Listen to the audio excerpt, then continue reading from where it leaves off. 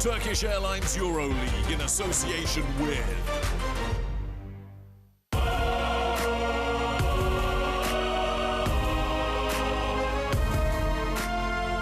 Here now, in this game, one goal, one team.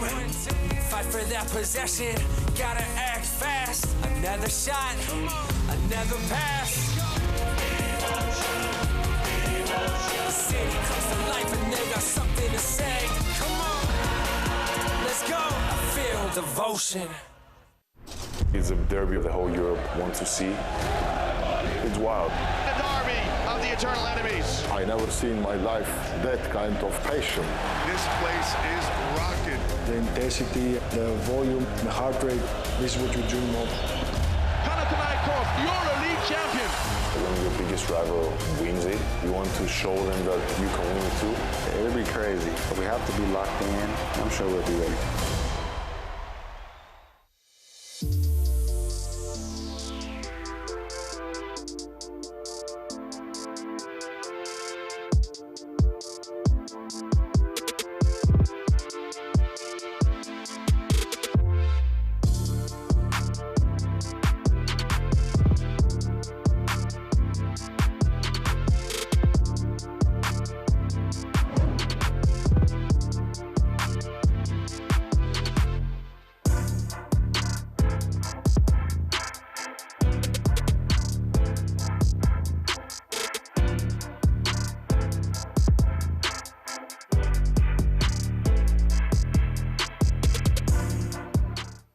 It's about basketball.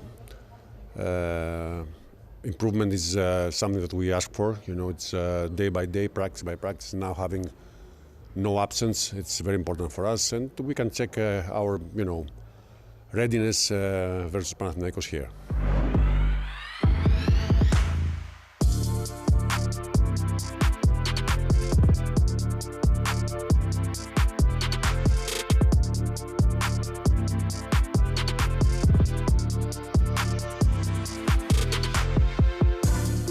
Olympiacos is one of the best roster in the EuroLeague, so they have inside very strong players, they have good shooters, and they play very smart with patience. So we need to play aggressive in defense to improve the tempo, to put to our running game and control to the rebound for beat them.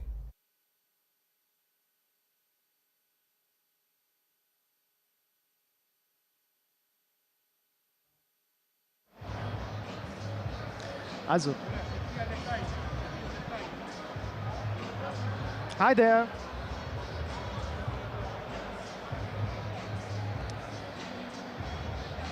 Yes, I'm going to start. Welcome. This is the derby of the eternal. Okay. Yeah, so I keep going. This is a beautiful day, our first derby. We're fucking excited. This is crazy. Perfect.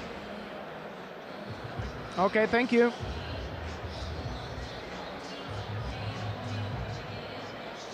It's working. Good.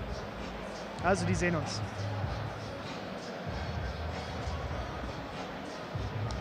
Der Slot geht erst 35 los.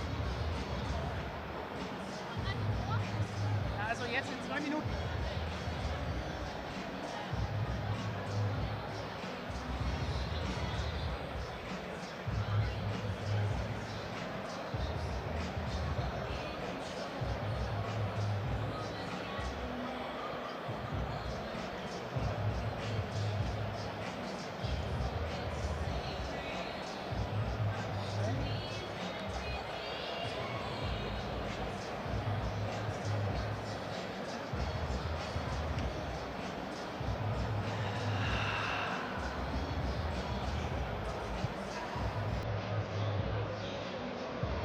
Caro sieht gestresst aus. Wieso ist das so? Wieso ist das so? Frag. Einfach nur so.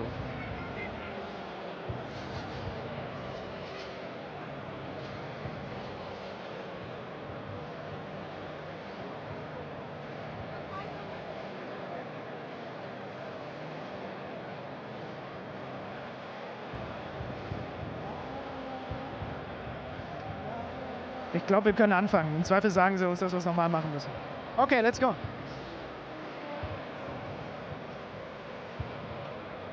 Okay.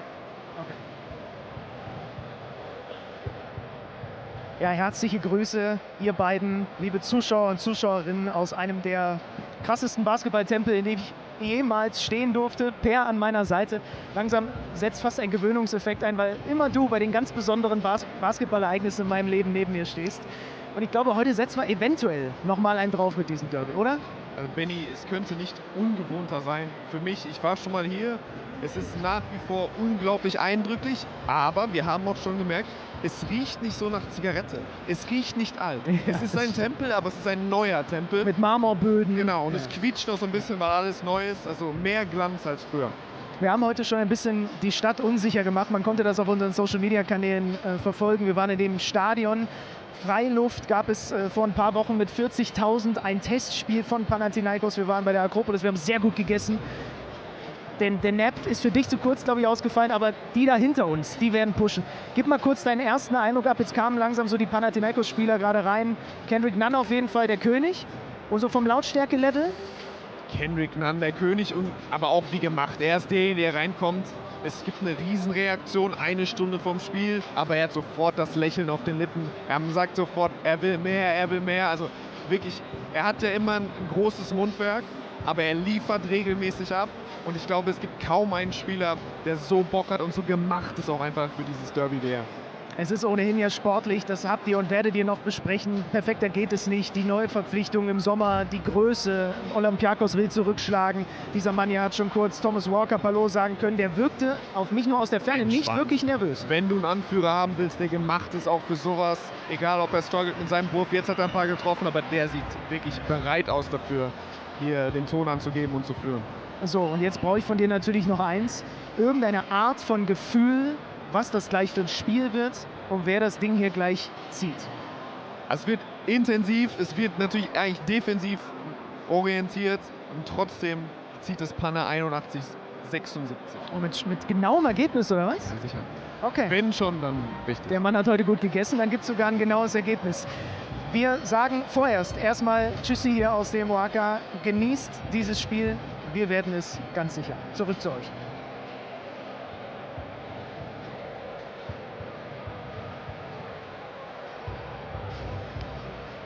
Wait.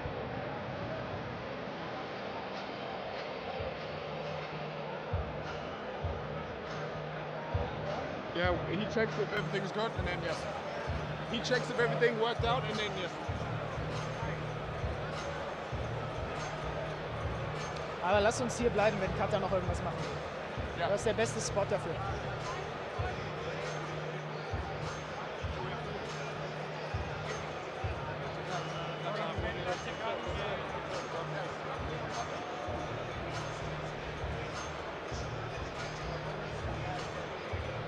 Okay.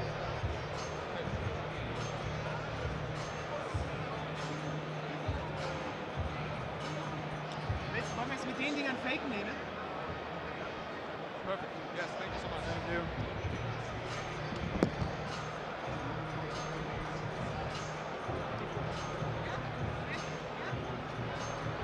Thank you very much. Thank you, my friend.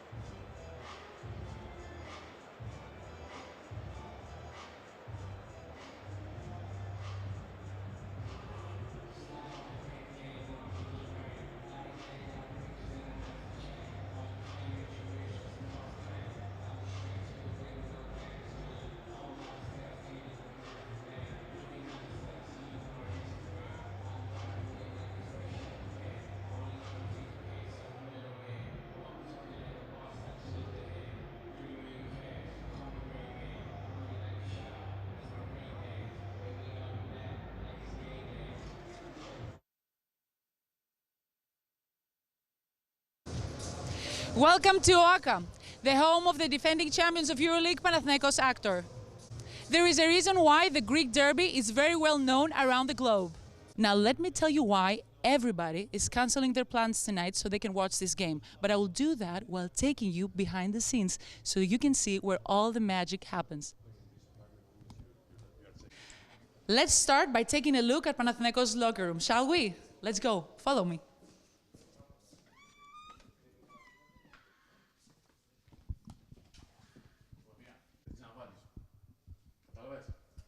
Both teams are coming into this derby very confident, having won 2 games in the double round week. But before we do that, let me take you back in time. Panathinaikos and Olympiacos first met back in 1994 during the EuroLeague semi-finals in Tel Aviv, which was their first showdown in European competitions. The Reds won 77-72. These 2 titans of basketball returned to the Final Four back in 1995 and squared off in the semi-finals in Spain. Olympiacos prevailed again, defeating Panathinaikos 52-58. Moving forwards, Olympiacos swept Panathinaikos in the 1997 EuroLeague playoff best-of-3 series and went to win a EuroLeague title.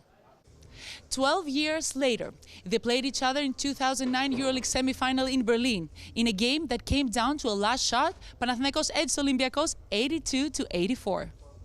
One of the most memorable performances when it comes to players was that of Tyrese Rice, who was able to score 41 points. Yes, you heard that right, 41 points when the Greens beat Olympiacos here in this court in OAKA back in December of 2019.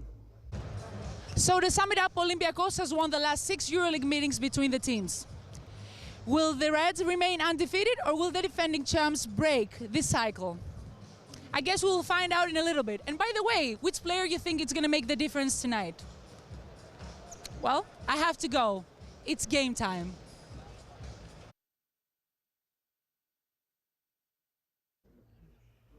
So the time has come for the big Greek derby that all Europe is waiting. What are your expectations for tonight's game? A big game, 40 minutes of rivalry. It will be really tough to play in this atmosphere, but we're well prepared. And we have to show it on the court. Some people are scared to play in here. Do you actually, do you feed off the energy of the crowd? That's a blessing. Like, you know, that's one of the reasons I'm back here.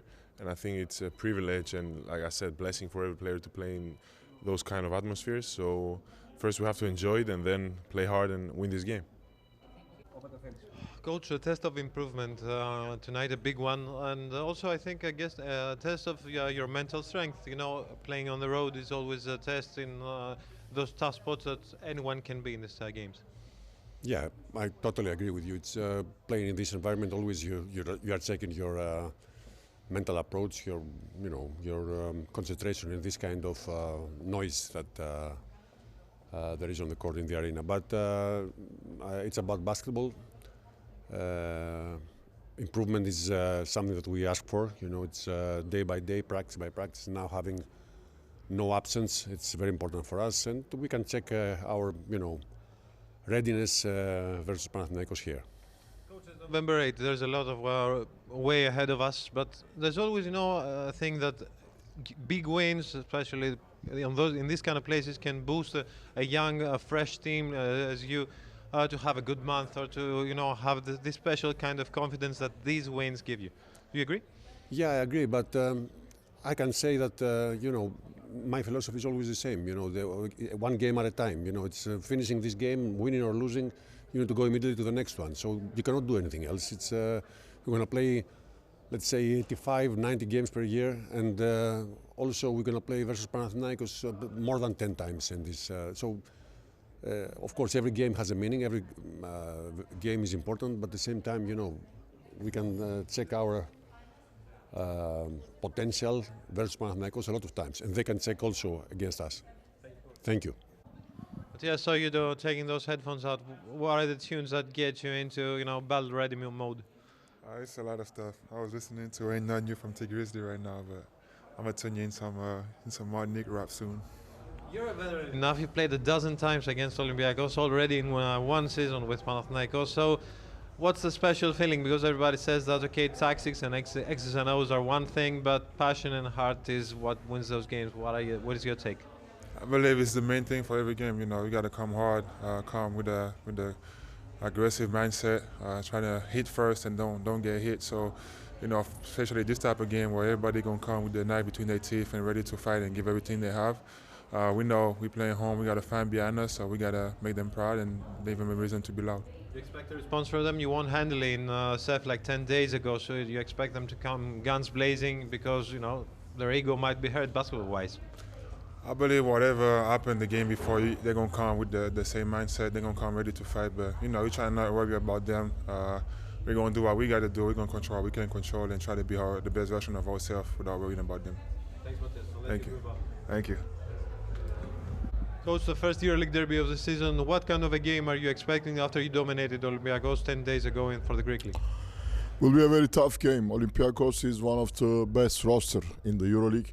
So they have inside very strong players, they have good shooters, and they play very smart with patience. So we need to play aggressive in defense to improve the tempo to put to our running game and control to the rebound for beat them. Coach, your three-guard lineup has dominated EuroLeague, especially in clutch moments. You're the best team in EuroLeague in the last 5 minutes of the game. So you expect a big game from your star guards again? Well, every game is different, so we'll see. During the game, we'll decide if we will play with three guards or sometimes we can use the real three-man. Thank you.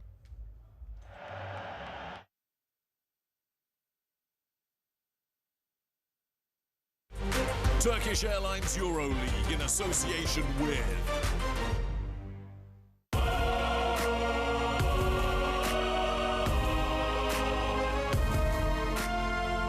Here now, in this game, one goal, one team. Fight for that possession, gotta act fast. Another shot, another pass. City comes to life and they got something to say. Come on, let's go. I feel devotion. It's a derby the whole Europe wants to see. It's wild. The derby of the eternal enemies. I never seen in my life that kind of passion. This place is rocking. The intensity, the volume, the heart rate, this is what you dream of. Panathinaikos, EuroLeague champion. When your biggest rival wins it, you want to show them that you can win it too. It'll be crazy, but we have to be locked in. I'm sure we'll be ready. It is the rivalry of all rivalries. We welcome you to Athens for round 8 of the Turkish Airlines EuroLeague. Here on a sold-out Oaka tonight, the derby of the eternal enemies as champions Panathinaikos welcome their neighbours from the third city of Piraeus, Olympiacos. A first meeting between the Greek giants and the new love Oaka. The Reds arrive as perhaps the biggest threat to the Greens' title this season. Spurred to spend after watching their arch-rivals claim the crown in May, they really hit their stride with wins over both El Clasico clubs last week. Now a chance for revenge for last season's Greek League finals, but Coach Bonzokas keeping it calm. It's about basketball. Improvement is something that we ask for. You know, it's day by day, practice by practice. Now having no absence, it's very important for us, and we can check our, readiness versus Panathinaikos here. The Greens went from second bottom the previous campaign to last season winning their first EuroLeague championship in 13 years after signing Kostas Loukas from Olympiacos. They followed that by claiming a record 40th Greek League title, edging the Reds in a do-or-die Game 5 here in June. Olympiacos is one of the best roster in the EuroLeague.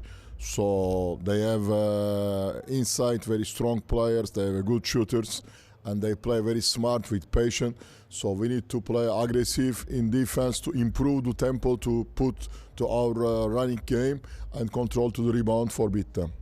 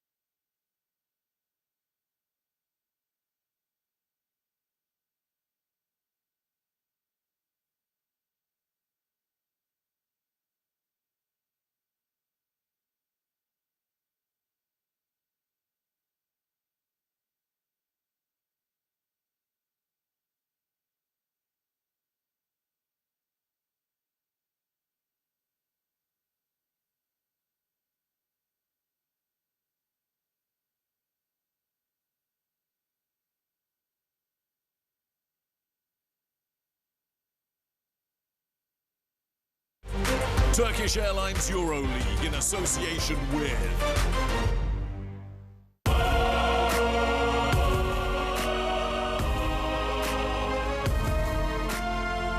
Here now, in this game, one goal, one team. Fight for that possession, gotta act fast. Another shot, another pass. The city comes to life and they got something to say. Come on, let's go. I feel devotion. It's a derby of the whole Europe wants to see. It's wild. The derby of the eternal enemies. I never seen in my life that kind of passion. This place is rocking. The intensity, the volume, the heart rate, this is what you dream of. Panathinaikos, EuroLeague champion. When your biggest rival wins it, you want to show them that you can win it too. It'll be crazy, but we have to be locked in. I'm sure we'll be ready. It is the rivalry of all rivalries. We welcome you to Athens for round 8 of the Turkish Airlines EuroLeague. Here at a sold-out Oaxaca tonight, the derby of the eternal enemies as champions Panathinaikos welcome their neighbours from the port city of Piraeus, Olympiacos, a first meeting between the Greek giants at the new-look Oaxaca. The Reds arrive as perhaps the biggest threat to the Greens' title this season. Spurred to spend after watching their arch-rivals claim the crown in May, they've really hit their stride with wins over both El Clasico clubs last week. Now a chance for revenge after last season's Greek League finals, but coach Barzokas keeping it calm. It's about basketball. Improvement is something that we ask for. You know, it's day by day, practice by practice. Now having no absence, it's very important for us, and we can check our, readiness versus Panathinaikos here.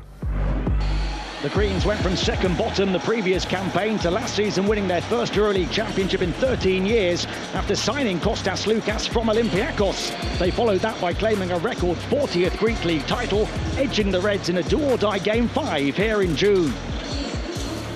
Olympiacos is one of the best roster in the EuroLeague. So they have inside very strong players, they have good shooters, and they play very smart with patience. So we need to play aggressive in defense to improve the tempo, to put to our running game and control to the rebound for beat them. Welcome now inside the Oaxaca, where it's Panathinaikos Aktor Athens against Olympiacos Piraeus, the rivalry game in round 8 of the Turkish Airlines EuroLeague. Good evening from me, Tim Long. Privileged to be sat here at the Olympic Park alongside former French international and EuroLeague player Alan Digbo. Alan, your first commentary with us. Talk about a baptism of fire. Absolutely, Tim. Thank you for having me tonight. It's going to be crazy here tonight in Oaxaca. We're talking about a derby between the biggest rival, Panathinaikos and Olympiacos. It's not just any opponent. We talk about Panathinaikos' biggest rival, and tonight adversity will be at its heights. Over 18,000 in the house. 4 more games across the continent tonight as well. Elsewhere, Monaco have won at Efes in Istanbul. Asvel Fenerbahce just underway in France. Slightly later, Bologna host Maccabi, and Barcelona welcome Baskonia in a Spanish derby last night to start round 8. A clean sweep for the home teams. Significant wins for Zvezda, Milan, Paris and Bayern. 2 underdog teams now top of the standings at 6 and 2. But Panathinaikos, Barca and Fener all with the chance to match them tonight. An Olympiacos win this evening would see them just 1 win off the top. Alan, several shocks in those standings, but these 2 Greek giants both now looking like legitimate title contenders. Absolutely, Tim. I mean, Panathinaikos and Olympiacos have been playing great basketball lately. Panathinaikos is back on winning ways. I've seen the last game against Red Star in a very tough environment. They managed to get out with a W, and it's not easy. We all know it's not easy to win in Serbia against such a team. Olympiacos is in a good dynamic as well. They have won against 2 contenders such as Real Madrid and Barcelona. They have been playing really good basketball. They have retrieved depth at the center position with Milutinov back. He has been missing 4 games. I think he was back in round 6, and he had a great performance against Barcelona with 12 points and 8 rebounds. So basically Olympiacos is coming here tonight to try to disturb the reigning champion. we're going to have a lot of excitement, a lot of physicality, a lot of adversity, a lot of passion, and it's going to be about who is going to want it more, and it's going to be really exciting to follow this game tonight. Sasha Vezenkov returned for nights like this. League MVP and top scorer 2 seasons ago. At that level again, averaging 17.6 points, 6.9 rebounds on a 58-39-91 shooting split. And key at centre tonight, Nikola Milutinov, after a bad injury on just his second appearance of the season against Barcelona last week, had 12 points, 8 rebounds, 6 offensive rebounds and 1 block in 22 minutes. Panathinaikos, the antithesis of how to build a squad, starting from scratch last summer, but doing so superbly and remarkably to win the title, then adding 3 more big names this season. Yes, 3 big additions with Ömer Yurtseven at the 5, Cedi Osman at the 4, and obviously Lorenzo Brown, who was playing in Turkey last year. Lorenzo Brown is bringing a lot more ball handling, which was a little bit missing last year. I mean, even if Panathinaikos was the champion, they had to have one of the best point guard in the EuroLeague. And Lorenzo Brown is one of the best in terms of reading the pick and roll and being aggressive going to the rim. And the duo he forms with Kenny Knan is just amazing. Both of them know how to attack the pick and roll. They know how to hit the paint. And Kenny Knan shooting performance as well is just amazing. There is no other player in the EuroLeague who hits that many shots in the main region area. The signing of Brown slightly reducing the role of Slukas this season, but he's expected to step up on the big occasions, as too Matthias Lesor, an all-EuroLeague first team of the last 2 seasons. He's getting even better. And a matchup of a man regarded as the best offensive player in Europe, Kendrick Nunn, and the reigning EuroLeague best defender, Thomas Walker.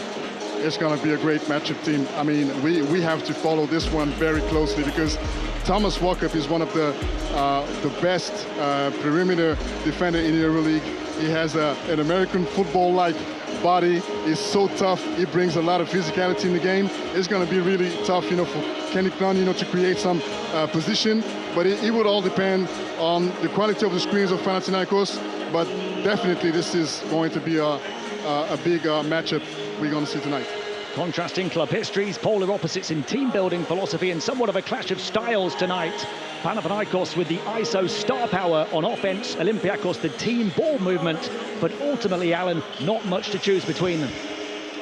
The ball movement of Olympiacos is just amazing. It's a very well-oiled machine. The ball movement, the cuts, the disruptive plays, they have it all. Yorgos Barzokas is one of the best coach. And when it comes to design plays for Sasha Vezenkov or Mustafa Fall or even Shaquille McKissick on isolation, they produce. They are being really productive in any kind of situation. On the other hand, Panathinaikos, they want to bring the ball in the post with Matthias Lesor. They want to bring the ball to Kenny Knan, and it's about creation, it's about organization, and let's see who's going to have the most success tonight. The Oaka is ready for the derby of the eternal enemies. Between them, they've won the last 22 Greek championships. They've combined for 10 continental crowns. Of all the clubs in Europe, they are the 2 favourites for this year's title, and they're separated by just 22 kilometres. It's the reigning and 7-time champions Panathinaikos against the 3-time champions Olympiacos. It's live in the rivalry game of round 8 in the Turkish Airlines EuroLeague. Olympiacos being introduced first, 4-0 at home, 0-3 though on the road, albeit those road games losing by an average margin of only 5 points, despite the 2 main centres, Milutinov and Fall, being available for only 36 of the 120 minutes combined. The depth inside, it's one of the key for Olympiacos. It's going to be really interesting, to see how both of them will act. Obviously, Mustafa Fall this year is not he has limited playing time, and the fact that Milutinov is back, it's an advantage actually for Olympiacos. So basically, Olympiacos has some kind of force inside because of the size, because of the physical advantage they have against Panathinaikos in terms of size. So it's going to be really exciting to see how they're going to manage to bring the ball inside and to use their bigs in the most efficient way. Olympiacos celebrating their centenary year as a sports club, but Panathinaikos, the club that established the multi-sport club system here in Greece, now 116 years old. The basketball department established in 1922. They are, by a distance, the record Greek champions in this sport, and they are the reigning kings of the continent.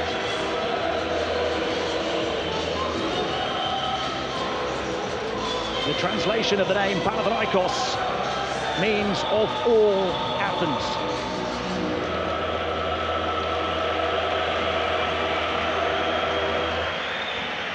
The Greens arrive into this one 5-2 so far, despite 5 of their first 7 games coming on the road.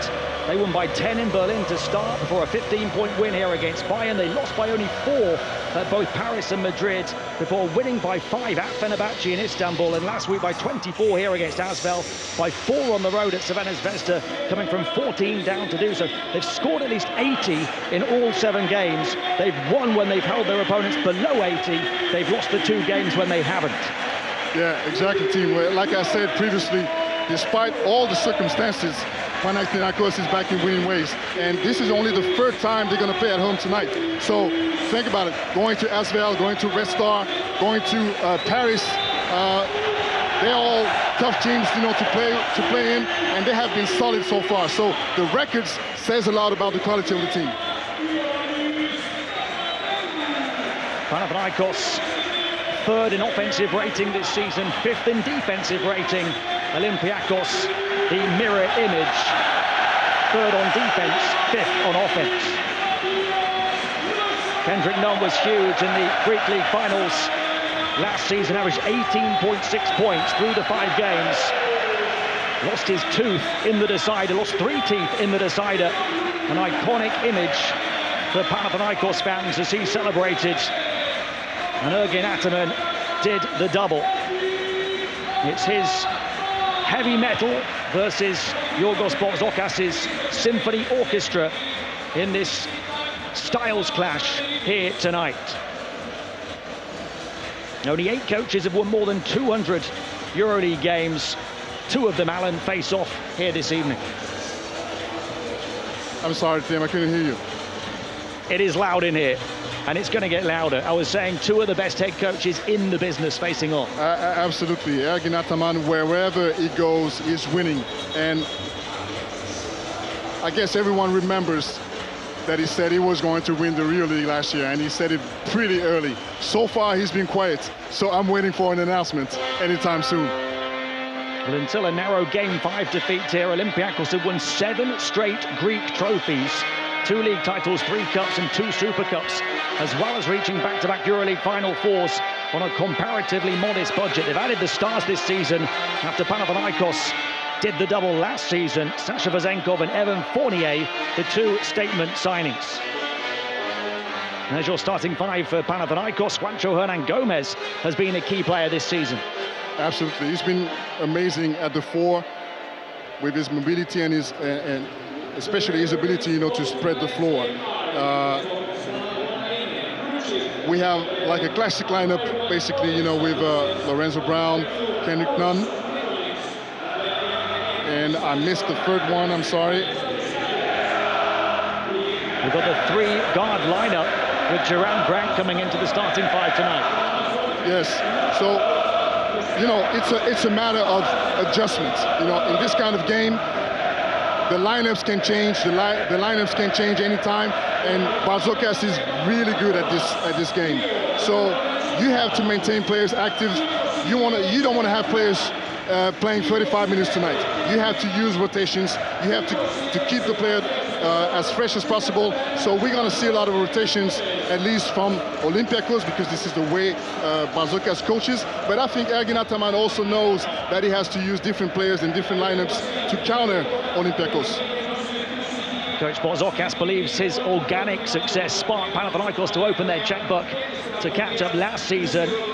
Ergin Ataman arrived and instantly made it his mission to overhaul Olympiacos. These two now better than ever. Ahead of tip-off, we will observe a moment of silence in memory of the victims of the recent floods in Valencia and the railway station tragedy in Novi Sad, Serbia.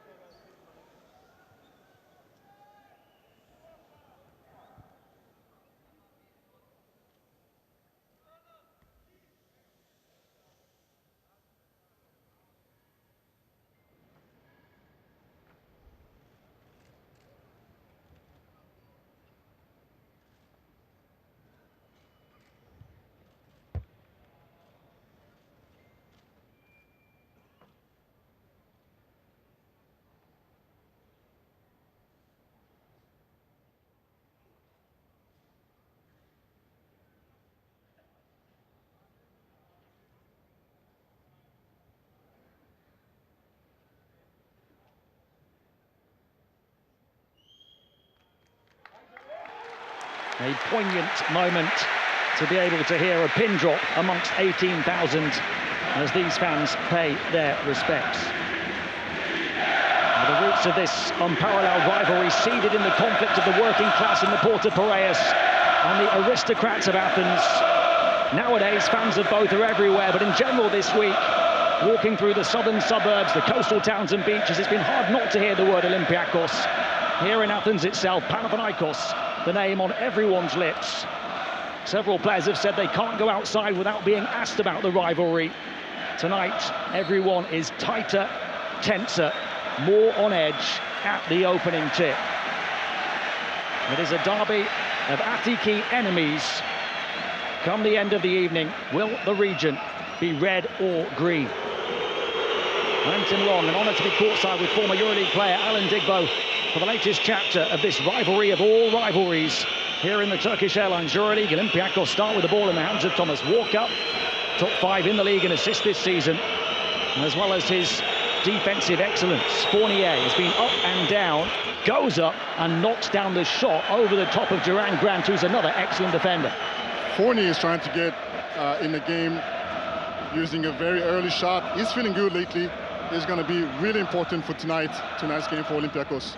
Really starting to find his feet here in European basketball. An NBA veteran, but a EuroLeague rookie.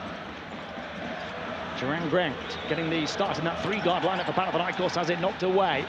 Now Bazenkov, a check of the rear-view mirror before the skip and the score, and Olympiacos have set the bar. We can see how aggressive Olympiacos started in the passing lanes, and they got the steals and the easy layup from Bazenkov. Saw handling the ball, unusually for Panathinaikos here, the big centre. He'll hand it off to one of their many playmakers. And it's Grant, mid-ranger, off the mark for him. Walker will slow it down. The EuroLeague best defender last season. Fournier and Bazenkov, the two new superstars they've added. It's going to be Olympiacos ball. Olympiacos is going to try to take advantage of Bazenkov's ability to create his own shot and immediately put pressure on Hernan Gomez.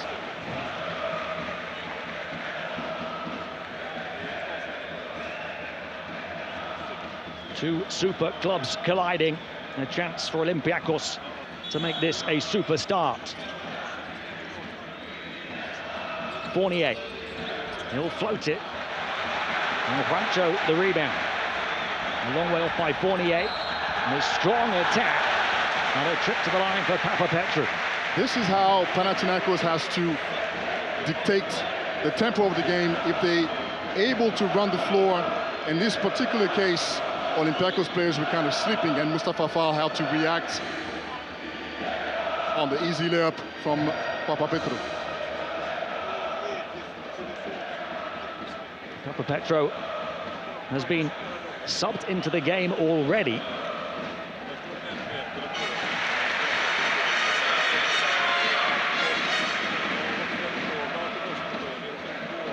Looking at him and already making a move.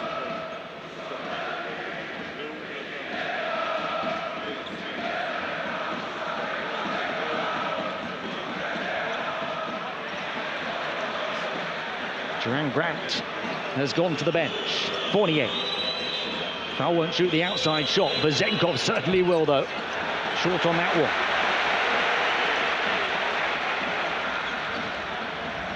Kendrick Nunn working with Lesor, putting the moves on Olympiacos. Back out. Nunn will go again. Guarded by Fournier. Shakes him off, creates breathing room. Floater short, though. Yeah, Fournier is now the best defender on the Olympiacos team, and Nunn had an easy one-on-one he couldn't convert. Lots of shots short early on, a few nerves jangling, I'm sure. Olympiacos lacks of patience in offense right now. Walker. And Vezenkov uses his body well and pops it in, and Olympiacos lead by 6 early on. Bartzoka says calm down to his player. It's going to be a long game. There's no reason to get excited right now. And they came from 14 down to win at Zvezda Panathinaikos last week. Exactly. Lorenzo Brown on the bounce. Olympiacos guarding the paint well, and that time forcing the air ball.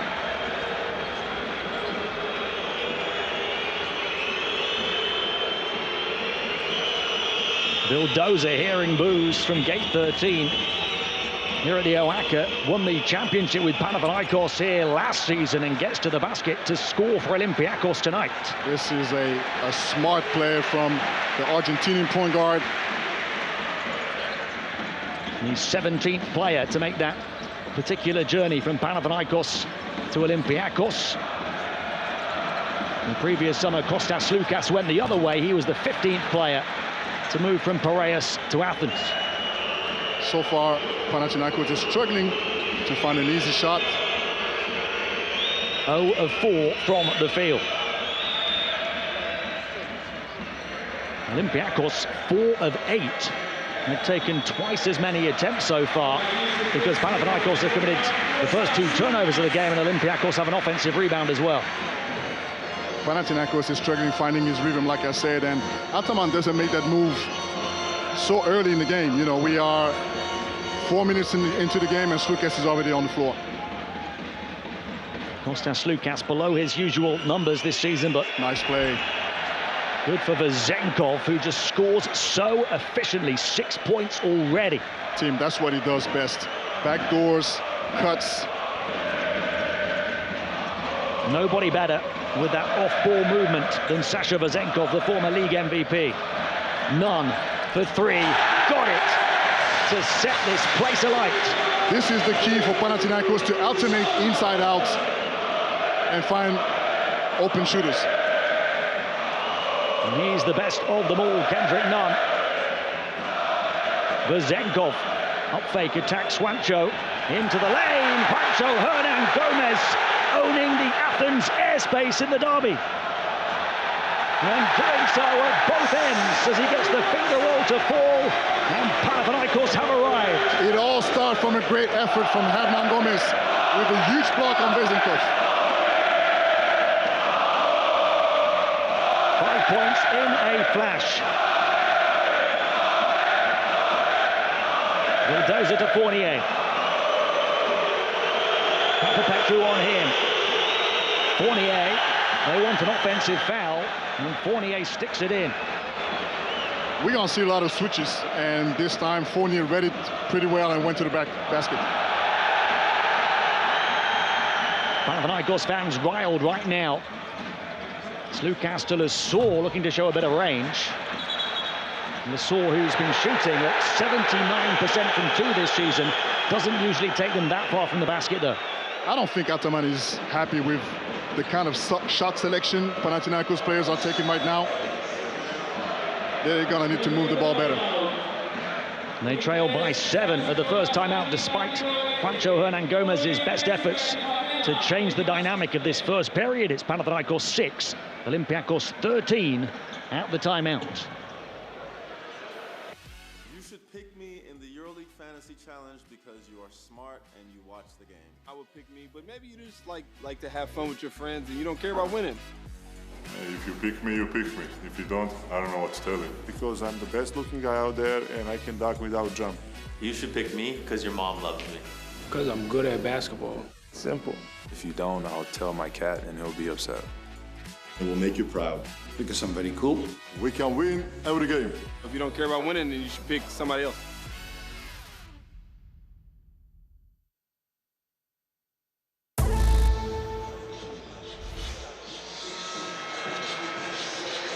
Well, you're spoilt for choice in terms of that EuroLeague Fantasy Challenge game of the players on display tonight. So many superstars for these two super squads. Kendrick Nunn knocking down the first field goal for Panathinaikos. It took a while. It was quickly followed by another from Juancho Hernan Gomez after his block. But Olympiacos have not been deterred. They're back up by 7. And Ergin Ataman has had plenty to think about in the timeout. Yeah, that's a pretty good start from Olympiacos, who has opportunities to run and to get easy baskets. And Vezenkov is heating up slowly in the game. Vezenkov 3 of 6 from the field for 6 points already. As many as Panathinaikos have as a team. Fournier spinning, pulling the trigger, missing the target. Fournier, who's got 5 points.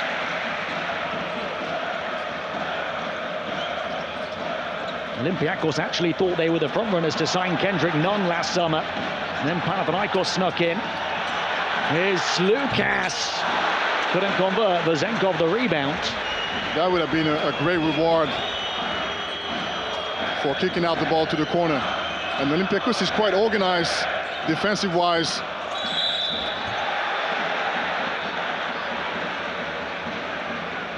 Foul sticking it in and the whistle. And so much going through Evan Fournier right now. Exactly, yeah. I'll tell you what, you know, we know how good he is as a shooter. We have seen him perform in the NBA for many years. And tonight he's trying to do different things. You know, he's trying to put the ball on the floor. He's trying to be aggressive and create some for the others. Foul misses the and one.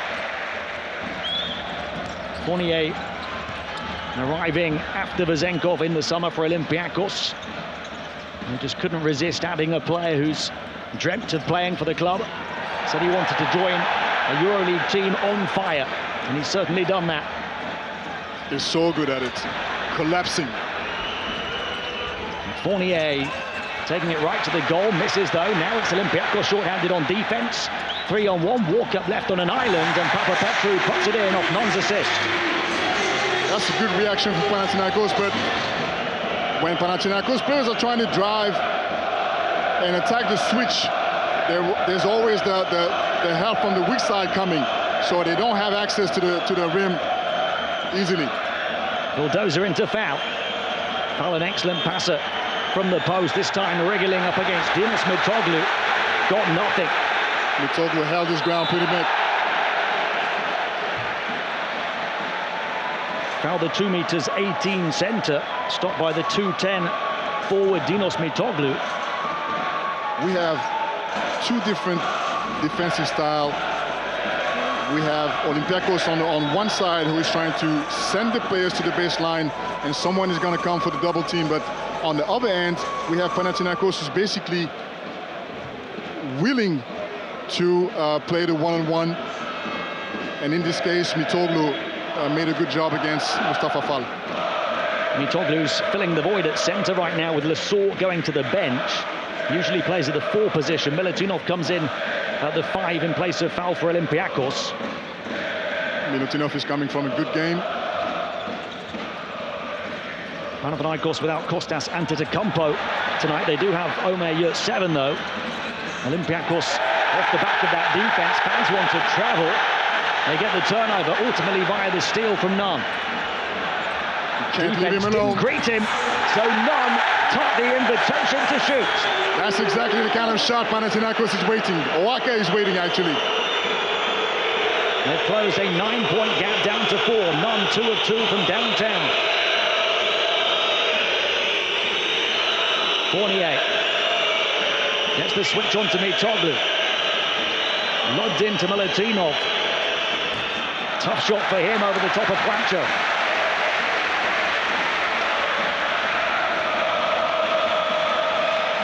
Kostas Loukas, 8 seasons at Olympiacos. Last summer moving to the green side of the city. Tough take, Dinos Mitoglu couldn't convert.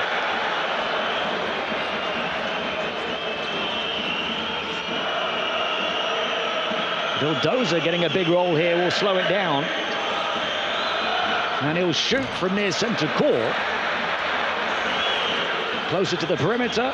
And the floater off the mark as well. Tough passage of play for Luka Vildoza. Yeah, you see Barzoka saying, calm down. These are the shots that don't give, you know, the confidence in terms of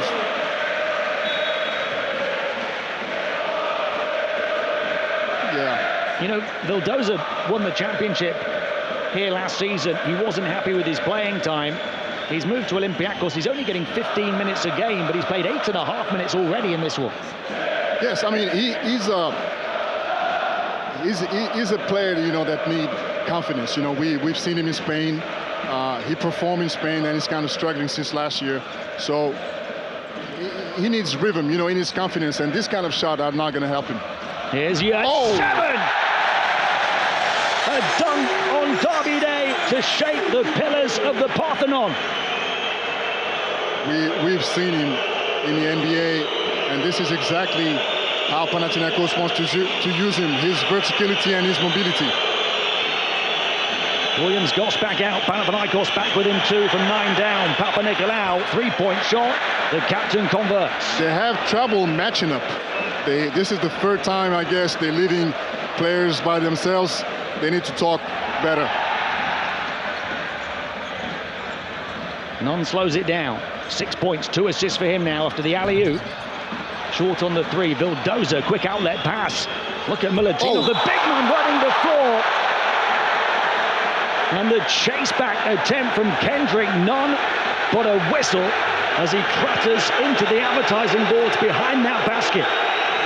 This is a very uncommon situation where Milutinov was about to finish the break. The fans don't like it. The fans don't like it, and they're kind of right, actually, because it seems like it's all ball for me. Now, if it's a foul, then it's going to be an unsportsmanlike foul. Well, no, it's a foul. It's a foul. And the fact that it's coming from behind, you know, it's always sanctioned.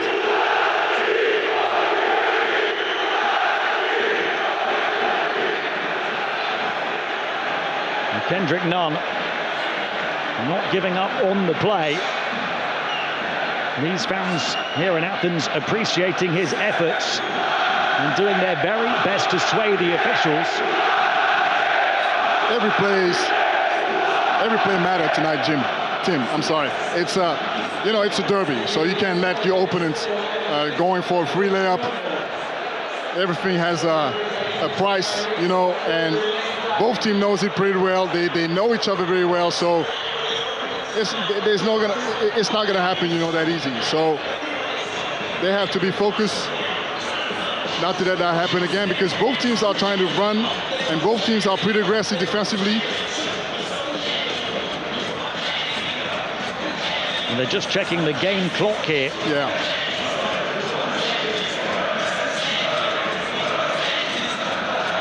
For the foul on a player who's free to the basket, should be the unsportsmanlike foul. That's the rules.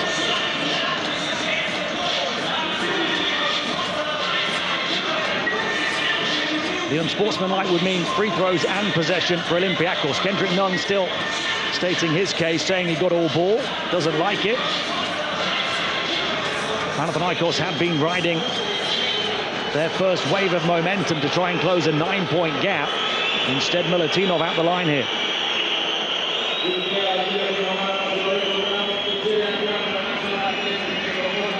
We're only seeing the regular foul at the moment on our stat system.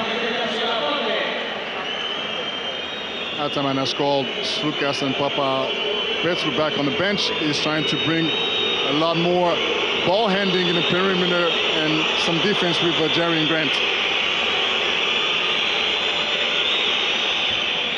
So there has been a break for Panathinaikos in that it's only a regular foul. Milutinov at the line converts the first. He was the only available centre in the Greek League finals for Olympiacos last season. Averaged 13.8 points, 8 rebounds over the 5 games. Foul was injured. Moses Wright was unavailable as well. Coach Barzokas has pointed to that as one of the main reasons. And Yurt 7 right now. One of the main reasons that Panathinaikos are fighting their way back. That's a great movement again from the Turkish center. 2 minutes on court, 2 alley-oop conversions. Williams-Goss. Vildoza has to take it off one leg, and it's well wide of the basket. That is exactly why Jerry and Grant went back on the court. Olympiacos had traveled to run the offense. Vildoza has now missed 3 straight shots. Panathinaikos have closed the gap to 5 timeout, or rather end of the first period.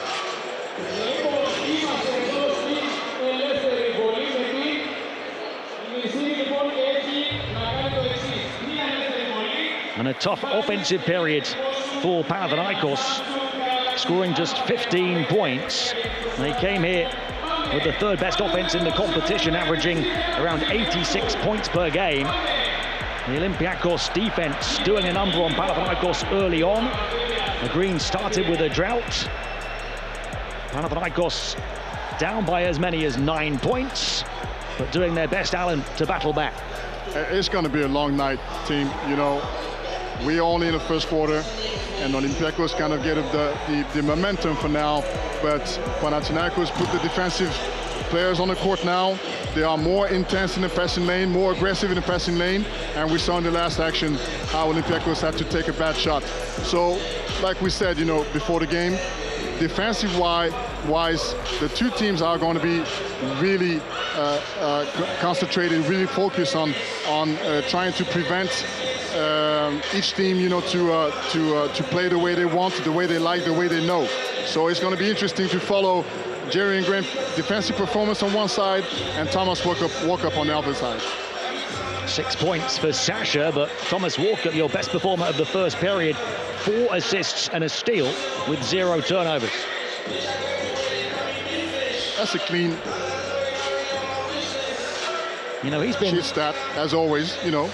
Key in the wins that Olympiacos have had against Panathinaikos in the EuroLeague. Yes, Panathinaikos have won trophies recently, but in terms of this competition, 6 straight wins for Olympiacos. And the Panathinaikos fans will say that doesn't matter because we've lifted the silverware come the end of last season. But Thomas Walkup, when Olympiacos have beaten Panathinaikos, has been a key component. He plays well, Olympiacos win. Absolutely, he's a masterpiece. He's a key piece in this on the team, and it's not about talent, you know. It's about the impact he has on the court, you know, and on both ways, especially. Slukas. A chance to make it a 1-possession game as Panathinaikos start the second with the ball, and start it with their 5th turnover of this game. Olympiacos have only committed 1. Yeah, they had a negative ratio on the road against Red Star with 13 assists and 15 turnovers, which is not common for Panathinaikos. A little more reliant on their ISO excellence at times to close games. In particular, Olympiacos always about the Barzokas system, the team ball movement.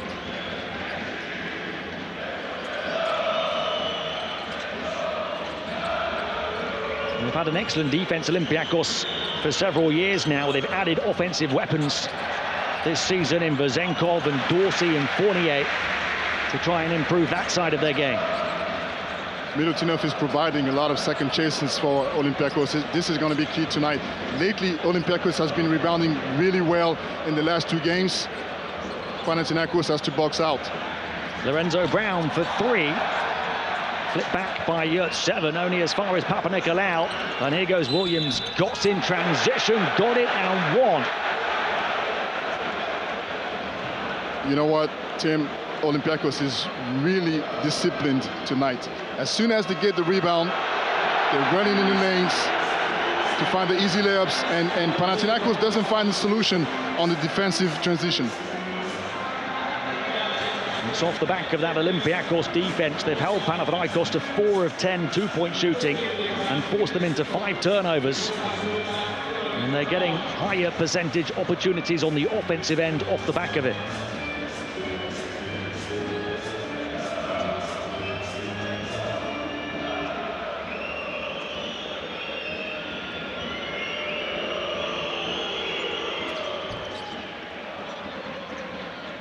So the lead back to 8 points.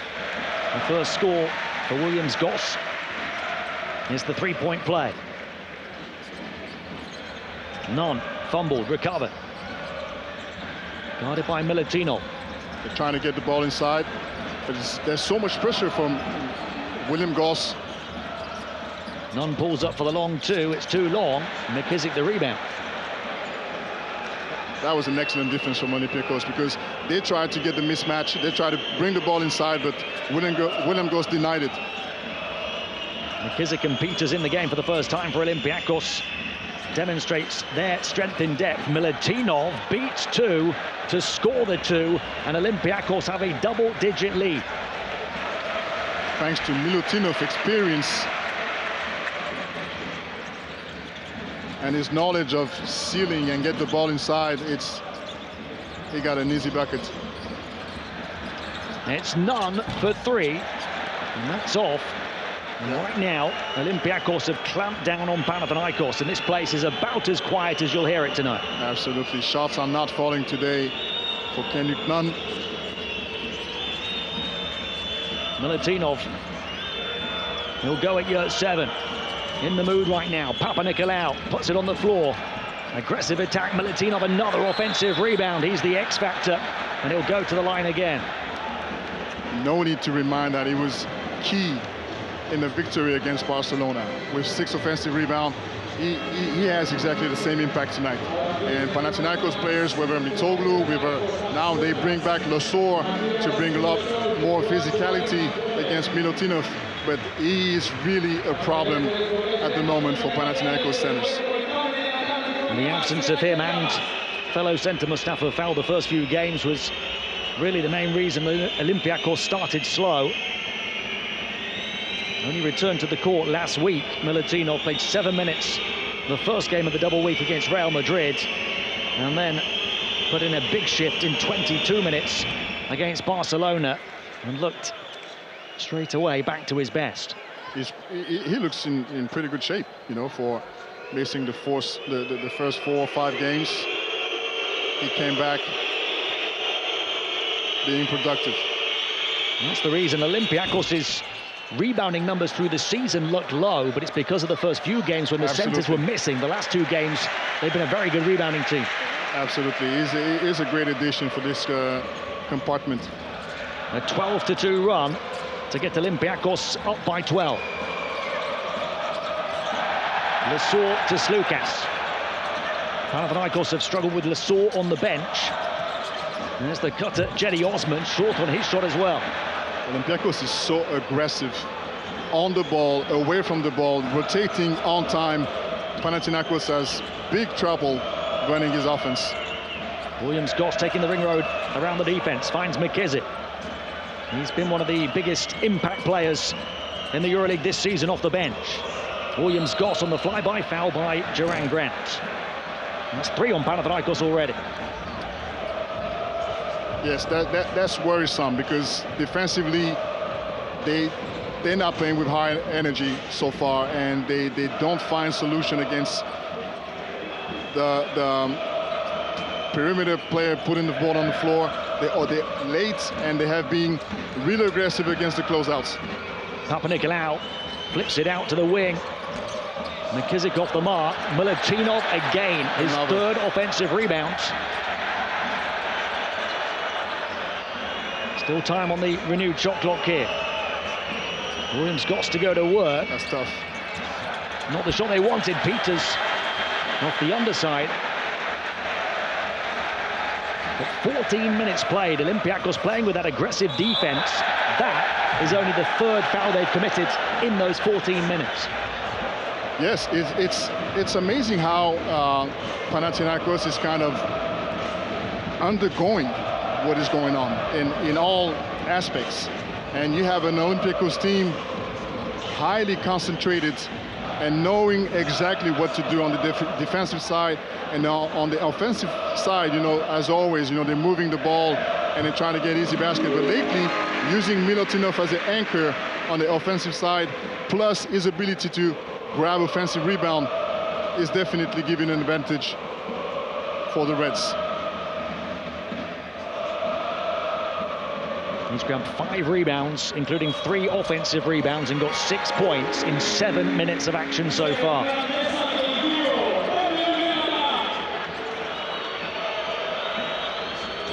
McKissick hounded. Still got the handle on the ball. To Peters, the league leader in three-point shooting last season, and he shows just why. He is one of the guys you just don't want to leave alone. Shot 54% last season. He's now over 50% this season. Only 2 players shooting above 50% in the EuroLeague since the start of last season. He's one of them. Corner 3 to try and cancel it out. Good for Jetty Osman. It was not a perfect offense, but at least Hernan Gomez tried to create a little bit of movement coming to the high post, and Jetty Osman found the 3. It had been the largest lead at 13, back down to 10. There's a whistle before the shot of McKissick. That's the 4th foul on Panathinaikos.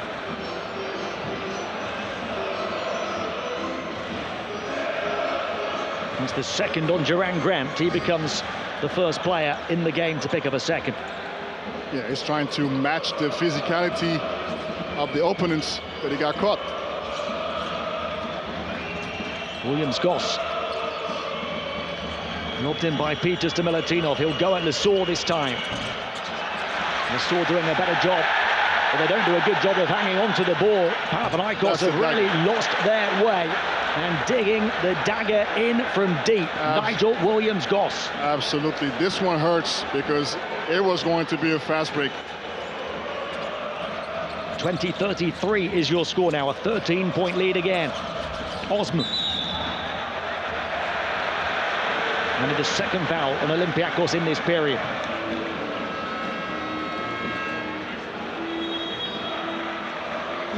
They're going to go to the benches for a timeout with just under 5 minutes to play in the 2nd quarter. Nigel Williams-Goss hitting the 4th 3 for Olympiacos.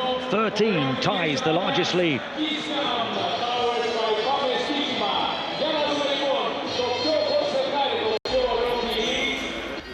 Were fierce rivalries. I mean, it was almost like going to war. When you have 2 teams fighting for European supremacy, when those teams connect on the floor, it's going to be a very intense game.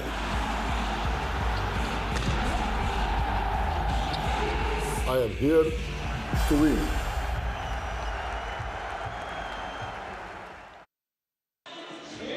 It's a great watch, the Rivalry Series documentary on the Greek rivalry between these 2 clubs. You know, 9-time NBA All-Star Dominique Wilkins, a EuroLeague winner with Panathinaikos in 1996, told a story in that documentary about when he warmed up to play his first derby. Said coins were raining down from the stands, cut him near one of his eyes. In the locker room, his teammate said, "It's okay, it's tradition." Hey, you know what, team? This is how old I am, because I remember exactly what Dominique Wilkins said, and I played against him when I was back in Nashville. This is amazing.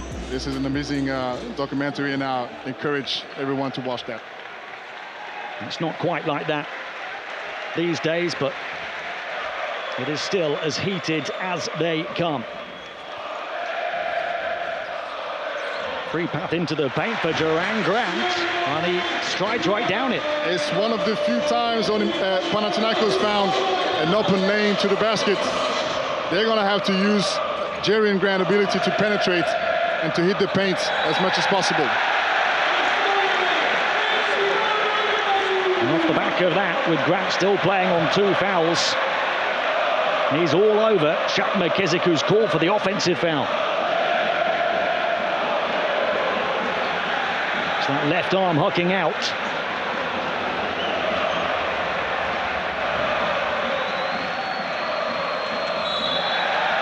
You know, that year, we talk about Dominic Wilkins, he was the Final Four MVP. And after nearly 4 decades of Europe's top club competition, Panathinaikos finally became the first ever Greek team to be crowned kings of the old continent. The very next season, Olympiacos signed former NBA David Rivers. They swept Pau in the playoffs. Rivers was Final Four MVP, and the Reds won their first title. I was there, team. I was in Rome, and we played with Asvel, we played against Olympiacos, and David Rivers was on the court, Dragan Tarlac, and it was an amazing experience for us. Olympiacos fans hoping that history repeats itself, because Panathinaikos ended their 13-year wait last season. Will they win it this season? Panathinaikos looking to fight back here from a 13-point deficit.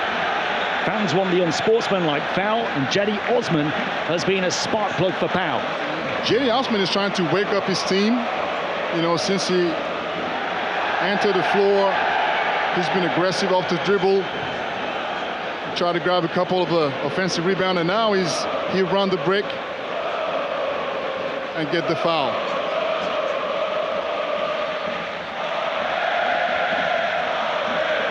He's one of the few European players, you know, that came back in Europe after long stints in the NBA, and his fellow countrymen, Ömer Yurtseven, followed him.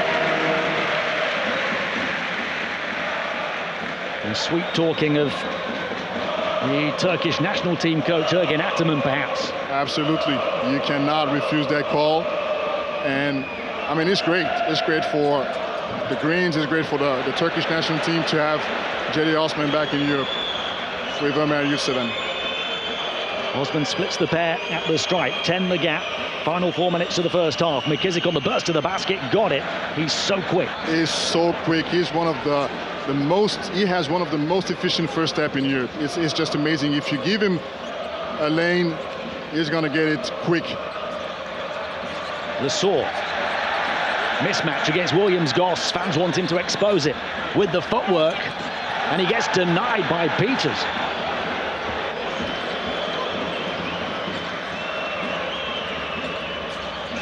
Panathinaikos missing their moment to pounce, perhaps, and Williams-Goss, as Lesaur backed off, can't punish. Lesaur has to be more aggressive on the switch, and this is what Ataman is telling him, actually. Slukas has only taken the 1 shot so far, got a couple of assists but a couple of turnovers.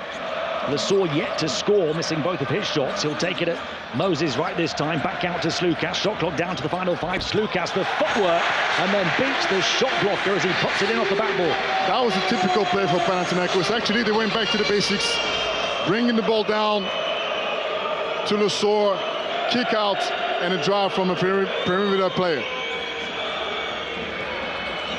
McKissick back to Moses Wright, who's had some big games in the derby already. Here he is again, up against Lesaur, passes out as the defense collapsed into the paint, and on the outside this time, Williams-Goss does punish from the perimeter. That was a smart play. That was a smart kick out from Wright. Slukas going through the gears again and draws contact. Moses Wright had a big game in the Greek League a couple of weeks ago, and also on only his 4th ever EuroLeague appearance after he joined midway through last season, put up 19 points in 15.5 minutes in the derby of the eternal enemies, went 9 of 9 from the field, became an instant Olympiacos fan favourite.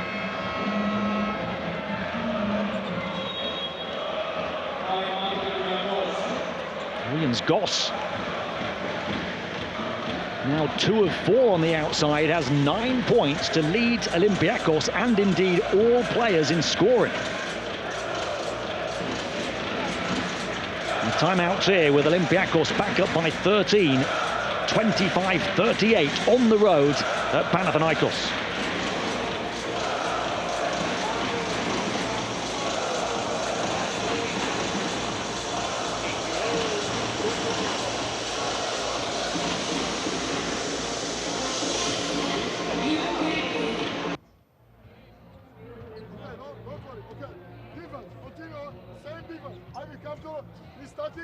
Take the shot, come aggressive on the ball to Ghost also, okay? He's very hot now. Come to the edge out for Ghost also, okay? Let's go. Okay, we will not play. For him. We are here, even a go to Doug. Next one.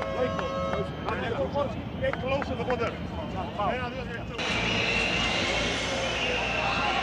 So many misses for Panathinaikos in this game. Only 6 of 15 from 2, 3 of 8 from 3. They haven't yet grabbed a single offensive rebound. Yeah, they need to be a lot more aggressive. But, you know, Panathinaikos is not a team that uses a lot of three. You know, they will dominate inside. They will bring the ball inside. They will use Lesor's ability to play one-on-one because he's a defensive magnet, you know. Teams, defense are going to double him. So he will have to kick the ball out. And this is when players like Kendrick Nunn, Slukas, Hernan Gomez, or even Osman have to be ready to hit their shots.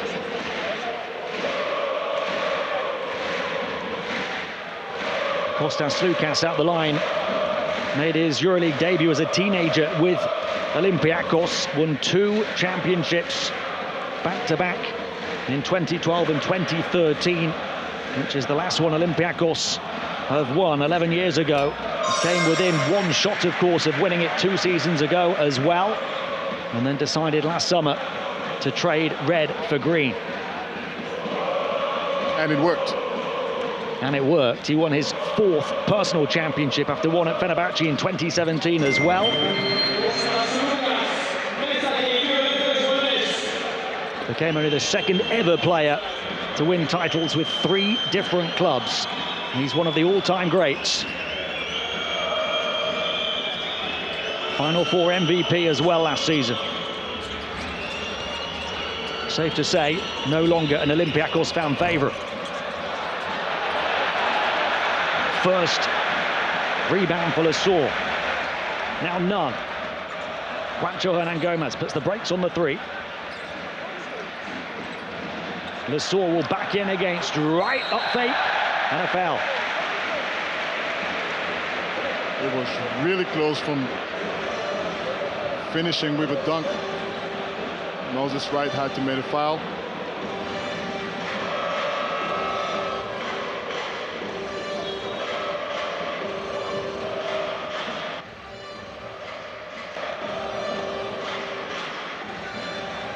We talked about the foul count earlier on in this period. Panathinaikos were committing all of them. Olympiacos, though, first to the limit.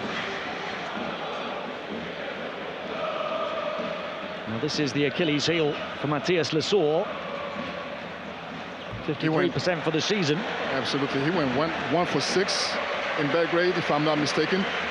And despite that, they managed, you know, to win the game. But this is definitely something he has to improve.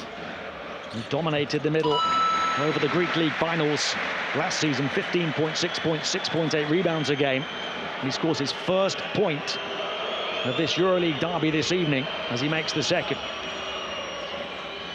3 rebounds for Lesor, but only 1 point. Walker, now Dorsey. Lesor, great defense, but he couldn't grab it, and Moses Wright will take it right to the rack. Aggression all round. That's what Lesor needs to do on the defensive side. A lot more 3-quarter defense, a lot more aggressiveness, and this will help Panathinaikos to run the floor and get easy buckets. The second block for Juancho Hernan Gomez, taking it off the fingertips of Moses Wright. He's been super active in the past 2 games.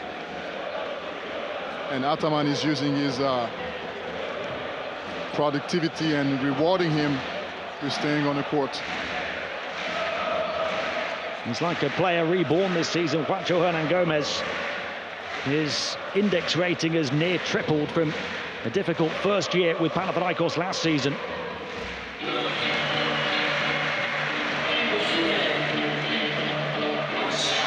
He was expected to be a star player when he signed last summer. Ended up further down in the rotation, but he's third on the team in PIR now this season. You know, it's not that easy, you know, when you spent some times in NBA. Even though Hernan-Gomez is Spanish and he knows perfectly how basketball is being played in Europe, you know, you always have to find your role. And in such a team, you know, it's such a packed team like Panathinaikos, it was not easy for Hernan-Gomez, but we all know the result.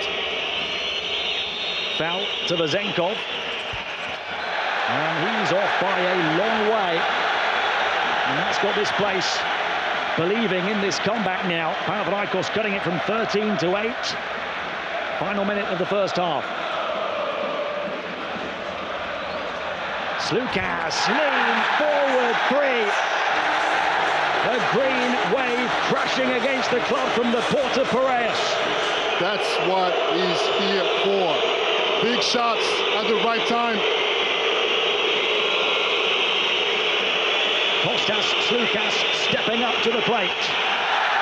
And Grant with his defense. Quick hands though from Sasha before falling over centre court for the turnover. We are seeing a totally different Panathinaikos since 2 minutes. A much better organization on the defensive end. People making the right rotations. Diving on the floor to get the balls.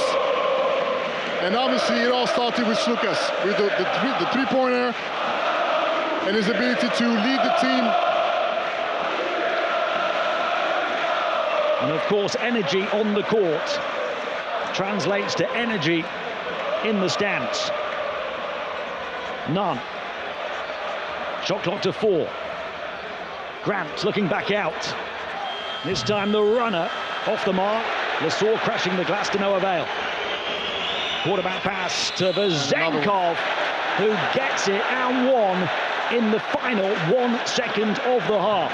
Tim, they are executing their game plan perfectly. And if you remember, we had all 3 centers running for Olympiacos trying to finish the break. It's amazing. We had Milutinoff running, we had Wright running, and now we have Vezenkov trying to get a free basket. Second foul on Slukas. And Vezenkov a chance to move on to 9 points.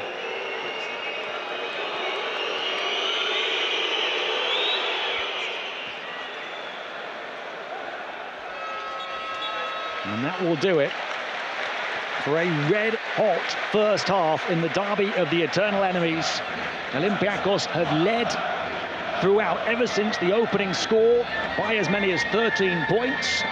They lead by 8 at the main break. They're at the Oaka in the rivalry game in round 8. Panathinaikos 33, Olympiacos Piraeus 41.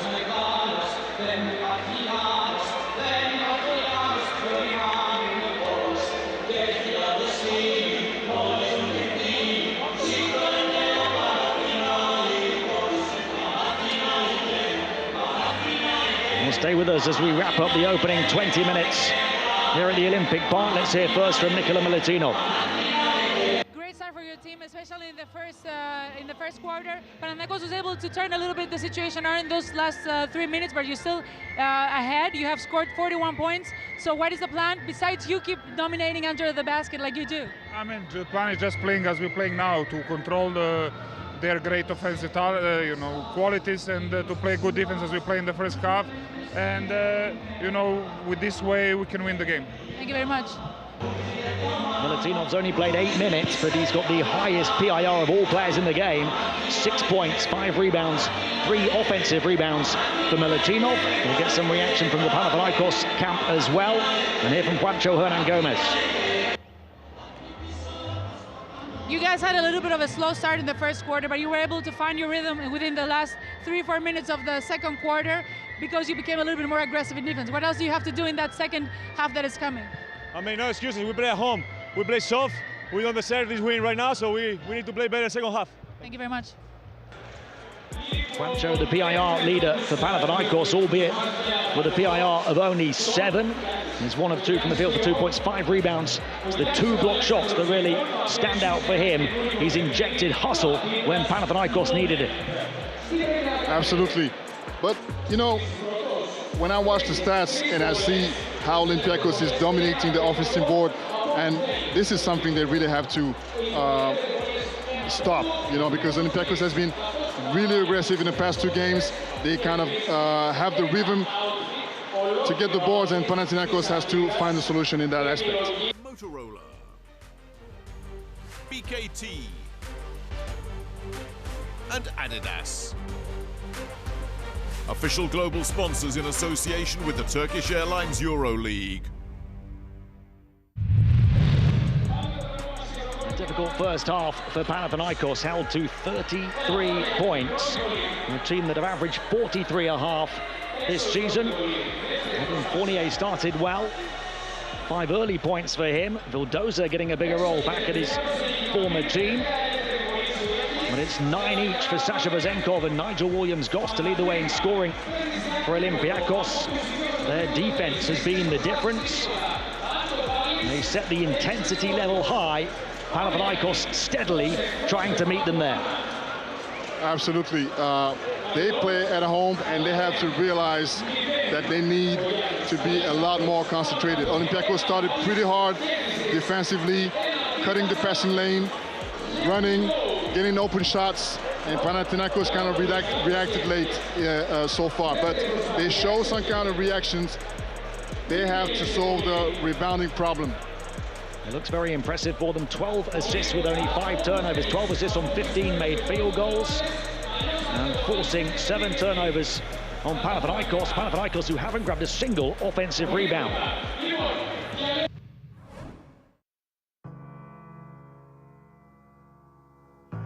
I embrace adversity.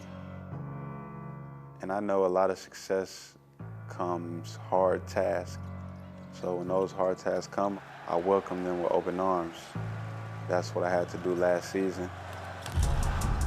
Round 7 in the Turkish Airlines EuroLeague. The Greeks with just 2 wins in 6. And coach Ergin Ataman can give former NBA star Kendrick Nunn his debut tonight. He doesn't know yet the plays. He doesn't know the system. Here's Kendrick Nunn, and he loses it, having just come in over the past minute.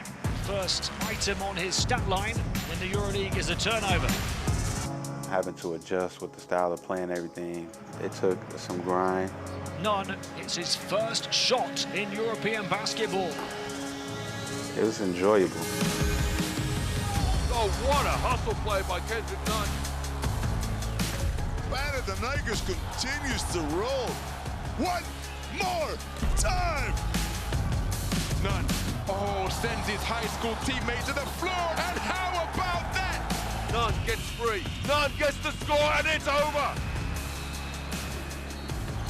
Kendrick Nunn, Panathinaikos enter the cheat code again. Kendrick Nunn. Panathinaikos return to the pinnacle of European basketball. This is amazing, man. That's amazing. Crazy feeling. I want to prove that I'm one of the best players in this league, the most valuable player in this league. We're going to see what we're really made of.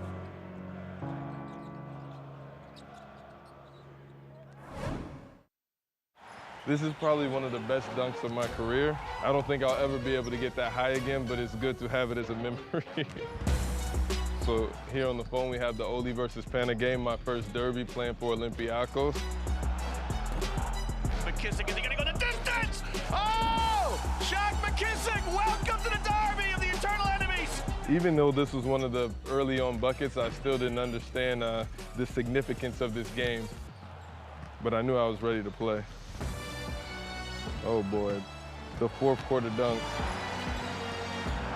Oh, McKissick with another thunder dunk! This is probably one of the best dunks of my career. The significance of the moment, but also the athleticism, you know. That was crazy. I don't think I'll ever be able to get that high again, but it's good to have it as a memory. After the game, you know, on social media, I think I gained like 30 or 40,000 followers on Instagram. It happened fast, and it might have been more. I think I understood the significance then.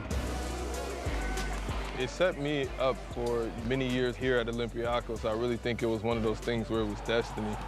After 6 consecutive wins in the Greek derby, Olympiacos faces once again Panathinaikos at the Oaka, seeking to continue this long-standing tradition. We know that it's going to be a tough game. Kendrick Nunn, you can never overlook him. Very difficult to guard. Otterman's an amazing coach. Hopefully we can keep that streak going. All you can ask for is to go out there and have an amazing game. One of the biggest EuroLeague rivalries takes to a new stage as champions Panathinaikos face off against Olympiacos in the new look Oaka. Something new, revolution of the sport, at least for Europe, you know. Almost everything. Even these banners with your trophies, it's new. And can we imagine now 18,000 people, Panathinaikos fans. 5-time EuroLeague champion and now Club European ambassador, Franciscos Albertis has experienced highs and lows across his 34 years with the Greek Giants. Panathinaikos, for me, except the team I was playing, basketball professional, became a family, no matter how your role is called or what things you're doing. You're only trying the best for your team, and every week you have the same target. You're fighting for it. It's something different. It's something that you have to be either on the court or in the stands to feel it, you know.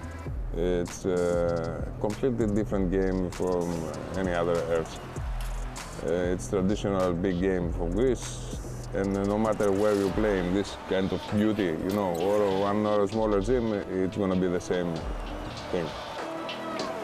Because we are playing over here with, I don't know, 18,000 fans, and we need the game for sure. And one more reason is because we play against Olympiacos, you know. The pressure is always the same. We have to win all the games everywhere we are playing. That's the mentality of a champion.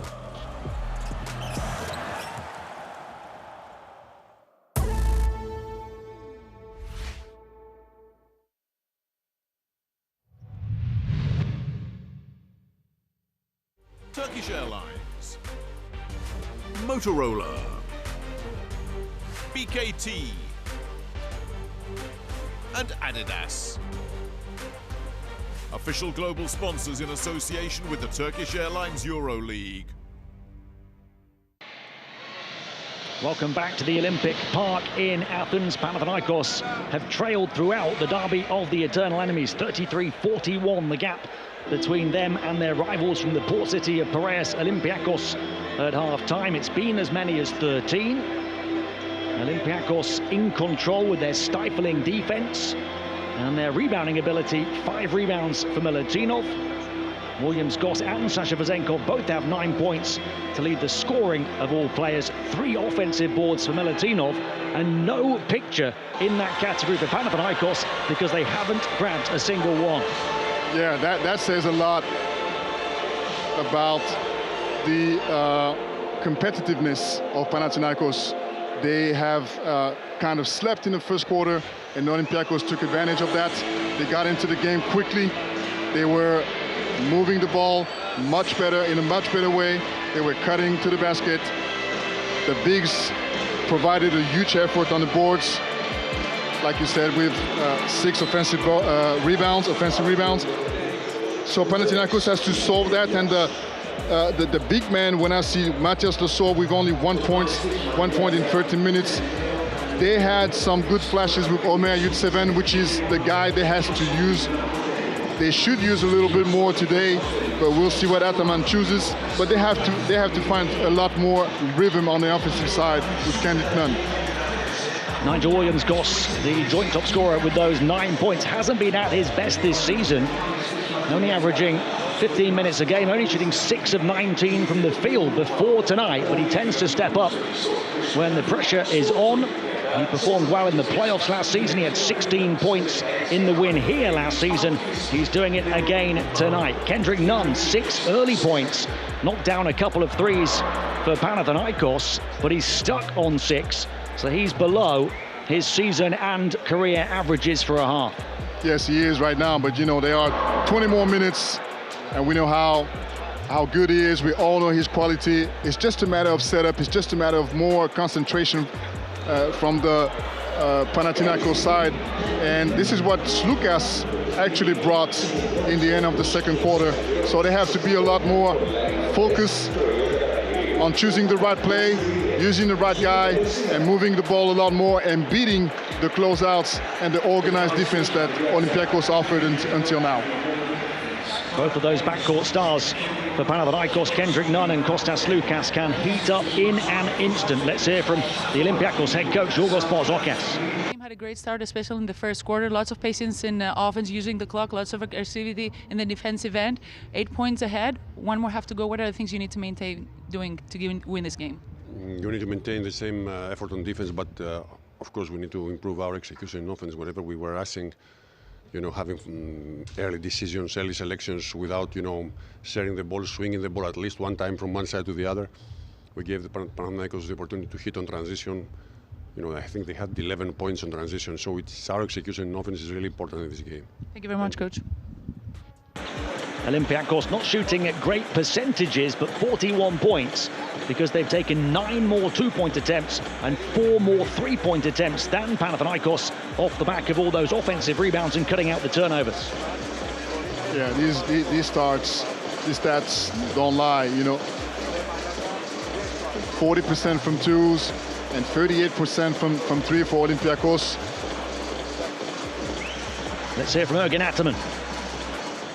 Coach, kind of a slow start in the first quarter, but you were able to find your rhythm in the second quarter towards the end, basically because you became more aggressive on the defensive end and finding more solutions in offense. What are the things you need to improve in the second half? There's a lot of time and only 8 points behind. Yes, you're right. We start terrible to the game with soft defense. We were not energetic. We were not athletic. Only on the last 5 minutes we come back to the game. But again, we made a mistake on the last ball to give them again 3-point basket fall we missed the shot. So we need to play aggressive. We need to share well to the court because they are making good defense. We need to attack well against the switching. Thank you very much, Coach. Panathinaikos have been the 3rd best offensive team in the league this season, shooting over 57% from 2, over 39% from 3. They've been held to 38% on the interior in this one and just 33 points at the half, 10 below their average. I think Coach Ataman said it pretty clearly. They need to go back to the basics and share the ball in a better way. They already have 7 turnovers and they have to be a lot more careful. But having Slukas being more aggressive on the offensive end should open some solutions for Panathinaikos. Let's see how Olympiacos will keep the intensity on the defensive end. And let's see how Vezenkov will act in the second half. Yeah, Kostas Lukas started as usual on the bench. Ergin Ataman had to turn to him early. He actually played 14.5 of the first 20 minutes. And in Slukas' time on court, Panathinaikos were +3. The only green player with a positive plus-minus so far. You know better than me that he has been the official fireman in this team. You know, when things go wrong, you know, Slukas is taking over, and this is what he has done at the end of the second quarter. Let's see how Panathinaikos will react on his own home court. Slukas leading Panathinaikos with 7 points and 3 assists. They start the second half with the ball down 8. Did close that 13-point gap down to 5. Right towards the end of the second quarter, Olympiacos trying to hold their hosts at arm's length.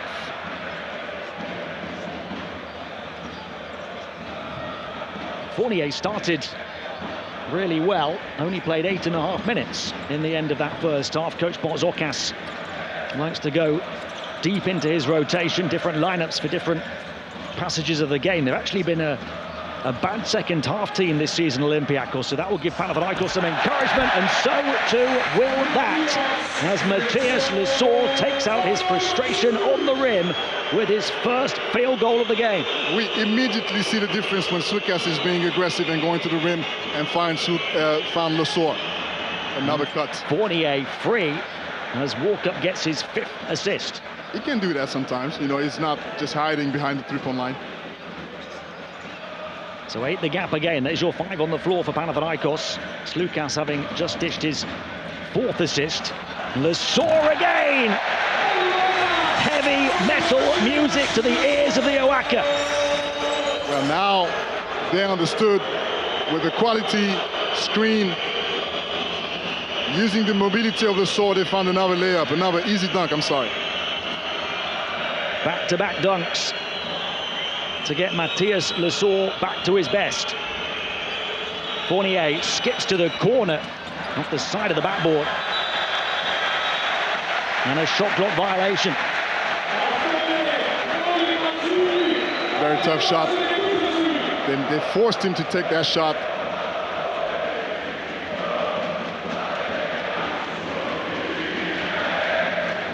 What an emphatic way to hit or surpass the 1,500 point mark for his EuroLeague career.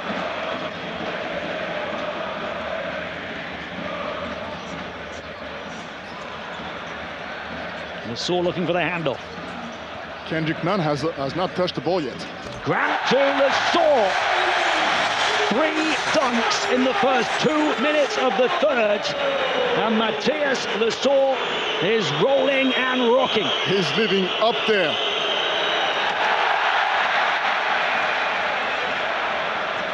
None off the back of another Olympiacos turnover. You see how immediately they organize their defense to avoid Nunn to play. Lesor passes out this time. The ball movement from Panathinaikos. Slukas. Short over the top of Azenko.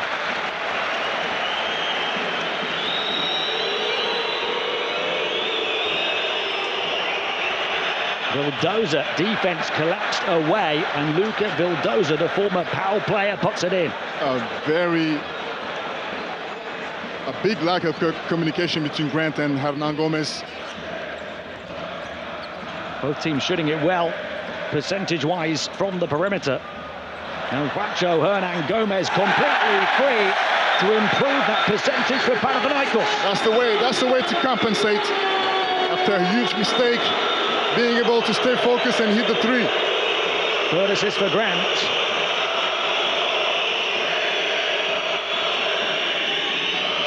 Walk up back to Vildoza. Telegraphed by Juancho. Look out! Kendrick Nunn. That's amazing. Gets this place on its feet. Olympiacos tried to spread the floor, but Hernan Gomez was hiding in the passing lane. And again, another steal for Panathinaikos that allowed the team to run and get an easy layup.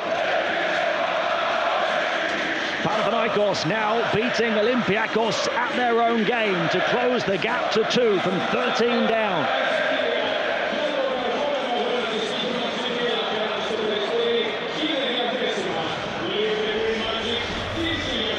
It's amazing how things can turn in a second. This is the derby. Every plays matter. And Panathinaikos right now is having some kind of momentum. Let's see how they're going to use that. This is your Turkish Airlines flight time moment. Omer 7 on the alley-oop conversion. But it's at the start of this second half that Panathinaikos have really been clocking up the air miles. 3 dunks for Lesor, 1 for Nunn. And get ready for this. It's quite amazing how Panathinaikos managed to have 3 exact play in a row. And we all know how organized Olympiacos is when it comes to protect the paint, but Panathinaikos executed it very well. The pick and roll from the top of the key with Lesor. Gate 13 is about to do its thing.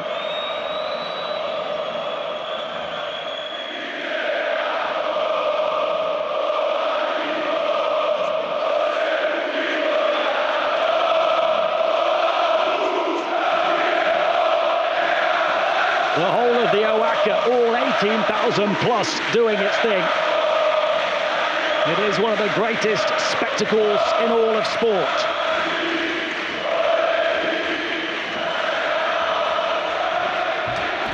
Vildoza can't quieten the noise, but foul on the follow gets foul. Another situation where Mustafa Fall had the advantage on the offensive board.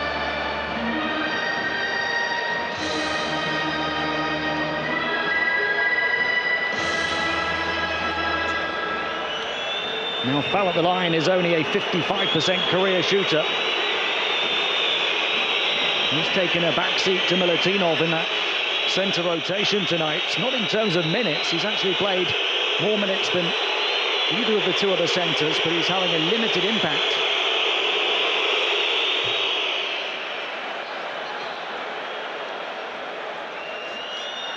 Yes, but in this precise situation, he will use his size to make an impact against Matthias Rousseau.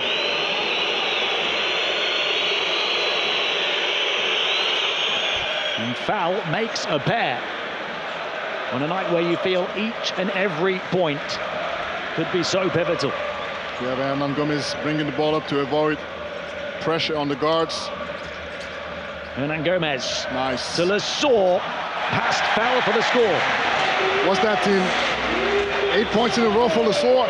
It's crazy, and it's the same in the same area. He's finishing exactly in the same position. Scoreless from the field at the half. 8 points the first 4 minutes of the third period. Fournier, the floater, will fall for him. Olympiacos keeping their noses ahead. They force him to put the ball on the floor.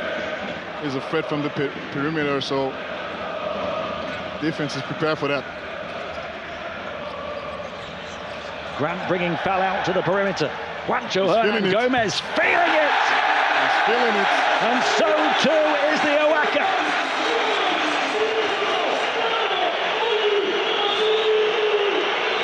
Panathinaikos within one.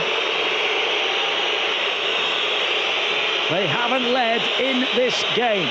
Nice. Vezenkov, the flash and the finish, and he points in appreciation. That is so smart, you know.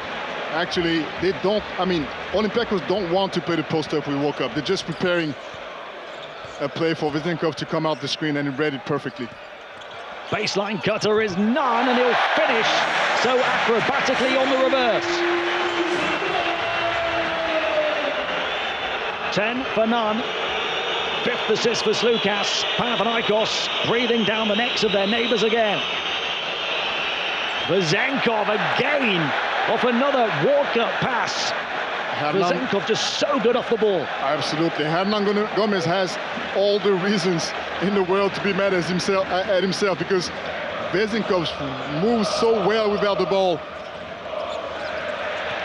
Fournier fronting up Lesor. Walk up. Now on the transition, Vildoza knocks it down, and Olympiacos are not going away. They're playing with a lot of confidence now.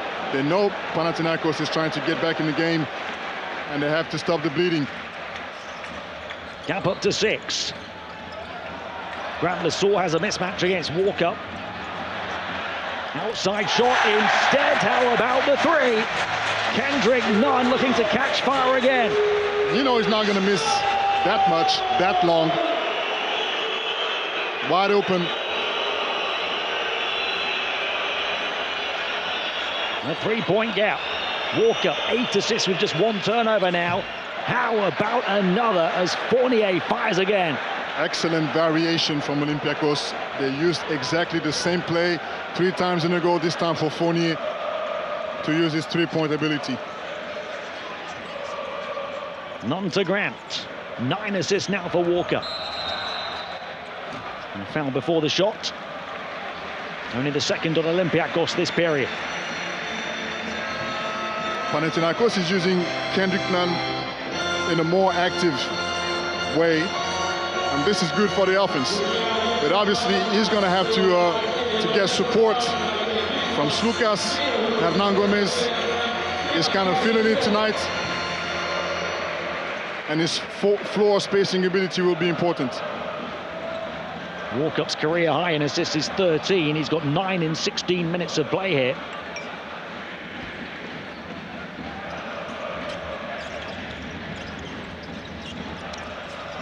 Slukas looking to pull the strings for Pau now.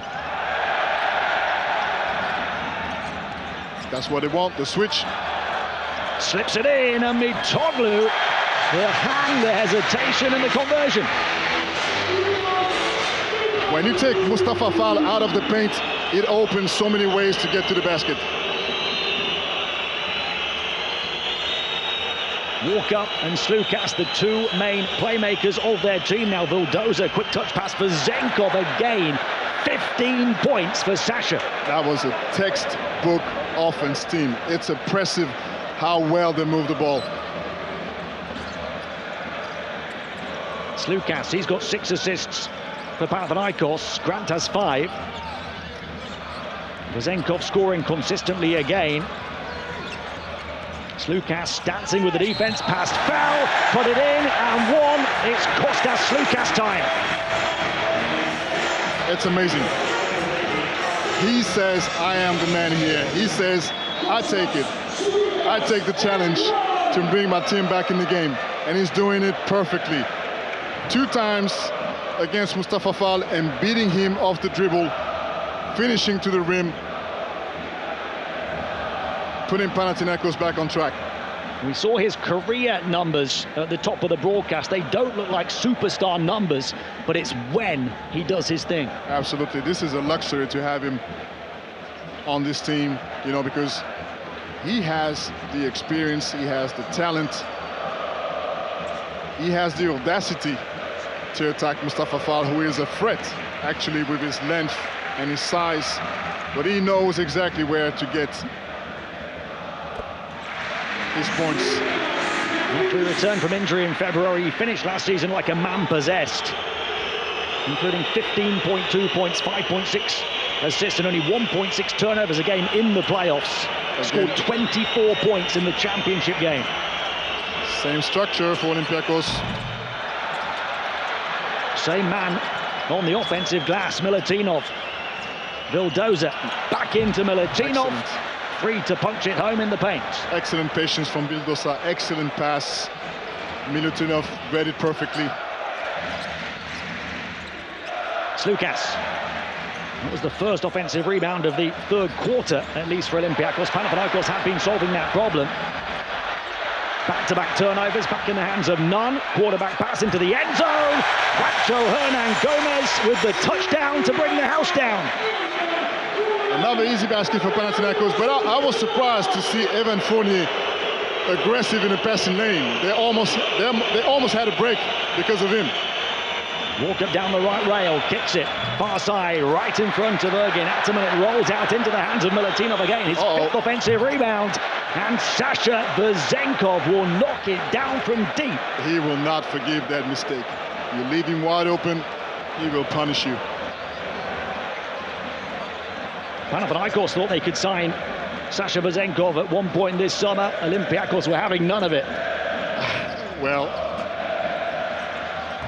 Mitoglu will cancel it out. Says, don't forget about me. A player in the 4 position for Panathinaikos, who has had his playing time more than half this season, but he was really big in Game 5 of the Greek League finals down the stretch. And he knocks down a big shot. Ataman is trying to create solutions with bigs capable of shooting the ball.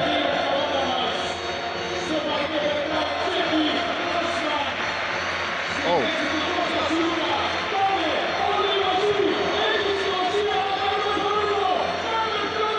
Slukas to the bench. It's going to give some rest. 10.6 assists so far. Fournier. Milutinov caught it in behind Mitoglu, the makeshift centre on the court for Panathinaikos right now. And Milutinov continues his standout game. 10 points, 7 rebounds, 5 offensive rebounds. Mitoglu, too heavy on that one.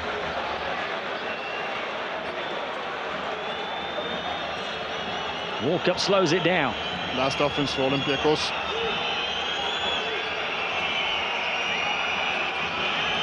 Shot clock turned off, 10 to play in the third. Vezenkov bumping bodies, creating breathing room and hitting. Nobody can stop Sasha, who's got 20. And Osman still had time to pounce. But Olympiacos still ahead, as they have been all night long. Panathinaikos doing their best to battle back, trail by 5 with 10 minutes to play. Panathinaikos 66, Olympiacos 71.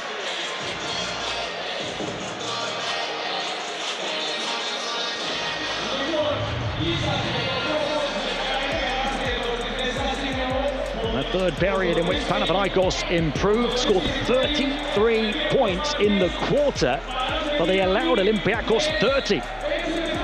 They've battled back from what has been a 13-point deficit on multiple occasions. Matthias Lesor was soaring and scoring time and time again. The opening few minutes, Panathinaikos initially improved their defense, but then Olympiacos unloaded their offensive ammunition again down the stretch, with Walker pulling the strings and their perimeter shooters pulling the trigger.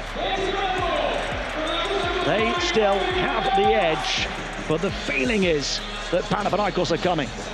They're coming hard too, Tim, but we see a total different energy on both sides. I mean, it's an intense, we have just seen an intense third quarter, and a lot of variation offensive-wise for Panathinaikos, and Olympiacos actually went several times with the same set, with woke up on the post-up and tried to feed the shooters like Vezenkov or Fournier off an Iverson cut on the top of the key. But Olympiacos moved the ball so well, and they find the cuts so well, and that's what they cause a lot of problems to Panathinaikos. These two Titans played an epic Greek League finals in June. It went the full 5 games. As we see Sasha Vezenkov, your best performer of the third period, with 11 points out of his game-high 20. But all 5 of those games in that best-of-5 series were decided by 7 points or fewer. It is inevitable that this one goes the distance.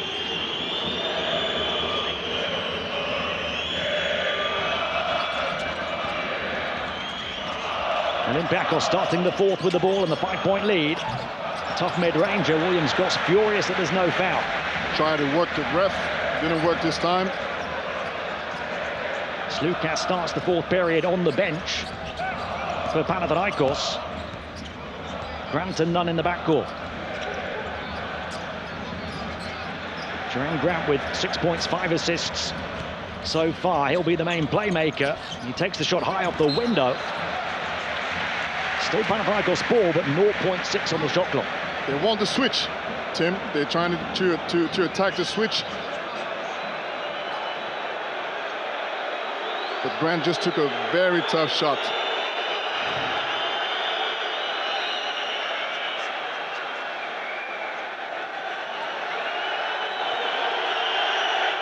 Jerome Grant, who was big in Game 4 and Game 5 of that Greek League final, scored 15 points in both games. Do they want a challenge? Sasha Vezenkov, you can see on the bench for Olympiacos at the start of the fourth period. Just the inbound from the baseline for Panathinaikos. Mitoglu directing traffic. This is not his game to be a ball handler on the perimeter. He passes out to Jenny Osman, though, and it works that time. And it worked, and he just gave an assist to Osman. Unorthodox offense for Panathinaikos to get them back within 2. Milutinov wanted the handoff to Fournier, then gets trapped. But a foul. They have to be a little more careful. I mean, it's great, you know, to be intense and try to match the physicality, but that kind of foul is not necessary. So much bad blood between these two clubs over quite literally a century. Who's going to win this derby of the eternal enemies? It is touch tight. And Nikola Milutinov, a huge piece of the Olympiacos puzzle. But Fournier is doing a great job, you know, finding the bigs and trying to create off the dribble. And he's being really patient. For the gap. Nunn. Over the top of Milutinov. Kendrick Nunn. One of Powell's go-to guys in money time. He's now got 15. Only had 6 at the half. So 9 in the last 12 minutes. That was tipped. Still Olympiacos 4 with 9 on the shot clock.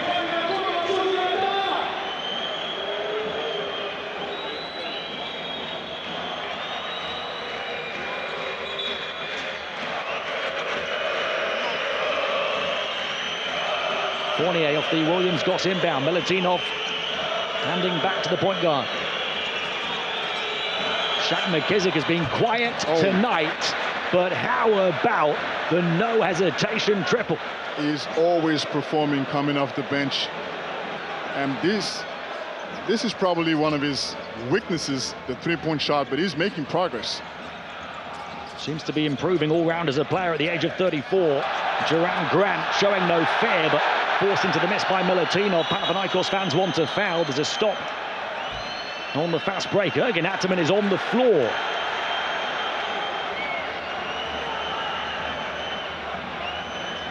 They've called a technical on the Panathinaikos coach. Now, does he come onto the floor while the fast break is ongoing? Well, you know, Ergin Ataman knows how to wake up his team, and this is part of it. This is part of the process. He's trying to get a reaction from his players. Let's see how they respond.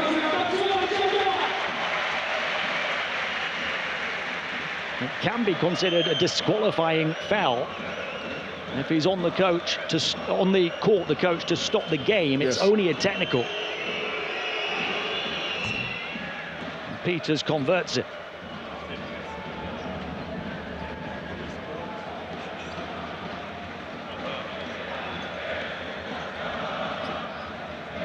Seven and a half to play. Olympiacos by 6. In a derby in which they have led since the very first score, and Fournier. It's amazing. 14 now for Fournier. I don't remember Fournier playing so well without the ball, you know, until he came to Olympiacos. And that says how much he adapted to the game and to the team. Kendrick Nunn, three-point shot off. Lesor, offensive rebound.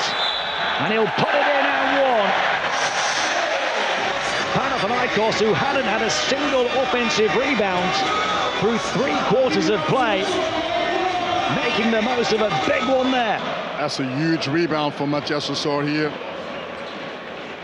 He could have jumped earlier, but he wanted to make sure no one was going to block him. Off the back of his French international teammate Fournier's conversion at the other end, and a moment between the pair. Yeah, we show the respect between each other. Bit of a hug, a pat on the back, but they didn't want to look at each other.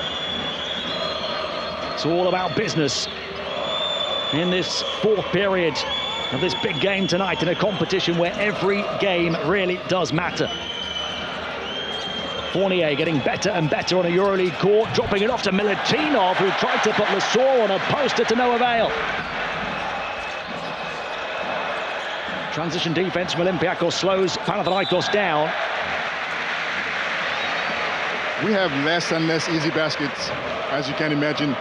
Both teams are going back much more efficiently on defense. Lesor taking it mid-air off Milutinov and putting him down on the deck. Peters becomes the first player over 2 fouls. He's got 4. In fact, foul has 3. Nobody else more than 2. Osman. They choose the high-low. No. Show again. They choose the 3-pointer. They choose the 3 puntos. Hernan Gomez Gomez with 13 points, just one miss. He's been key tonight. He's been key all season, putting a difficult first year at Pal behind him.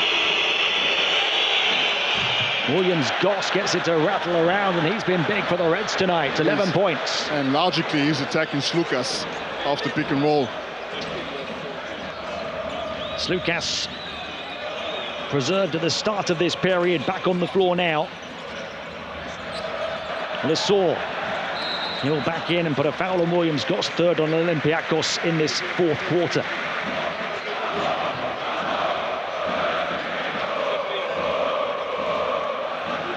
In this kind of situation, Matthias Lesor has to be productive and especially balanced. And he has to make a decision before the double team comes. Lesor looking for the hot hand of Juancho. Blocked off by Milutinov, Fournier. A little too much from Hernan Gomez here.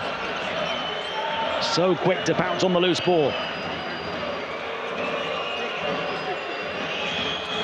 That's a smart team, Olympiacos. They're slowing down.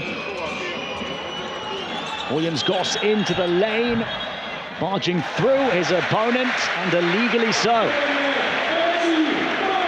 Experience speaks for itself here on this play.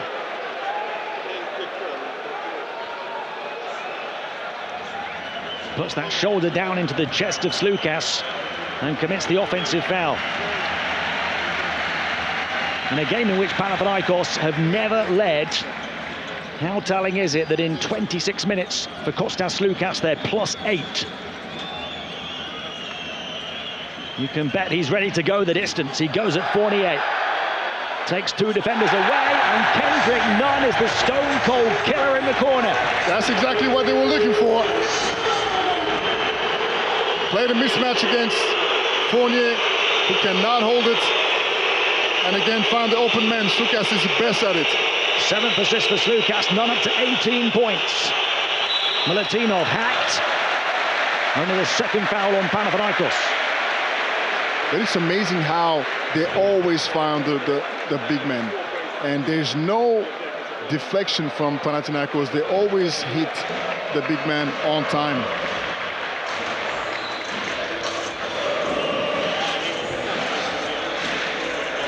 Kendrick Nunn has 12 of his 18 points in the second half, and Panathinaikos are right there in the rear-view mirror of the Reds again.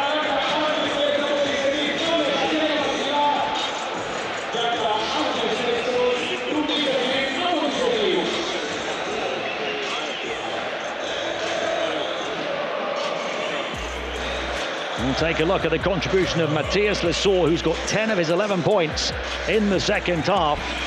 And he really set the tone at the start of the third quarter, as he so often does with his unlimitless energy. Absolutely.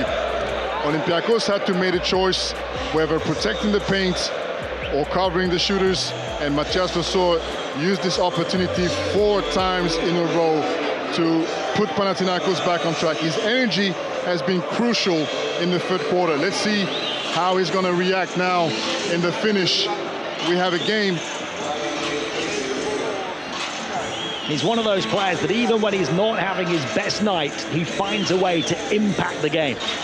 Absolutely. I mean, his attitude, you know, he wants it so bad.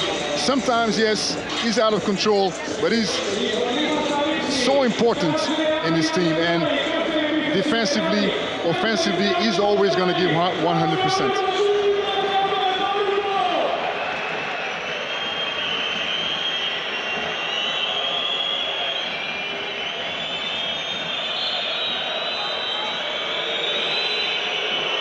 Four and a half to play, 2-point gap. Fournier off the inbound from Walker. Can't get the bounce. Walker, the offensive rebound, couldn't keep it. Panathinaikos could tie or take the lead for the first time tonight. None fumbles. Smart. Kick by McKissick. Walker was coming from behind. He almost stole the ball, but Nunn saw it at the last moment.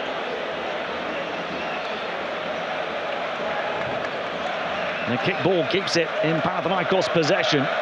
17 on the shot clock.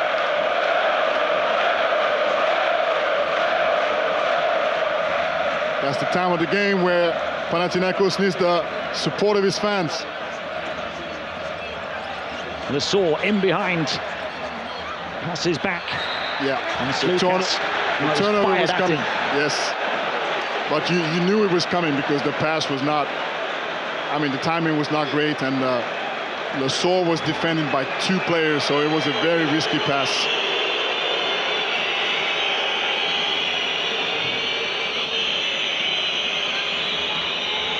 Touch tight in every department, including that turnover count. And there's another. He's everywhere tonight. Pancho and Gomez tonight on the chase back, but none will pick up the pieces, and Panathinaikos are level for the first time since 0-0. I'm not sure how many steals he has tonight, Hernan Gomez, but he's been super active tonight. None hits 20 to tie the 20 of Bazenkov. Perhaps the 2 standout superstars on offense have not disappointed, nor has this derby of the eternal enemies. No doubt.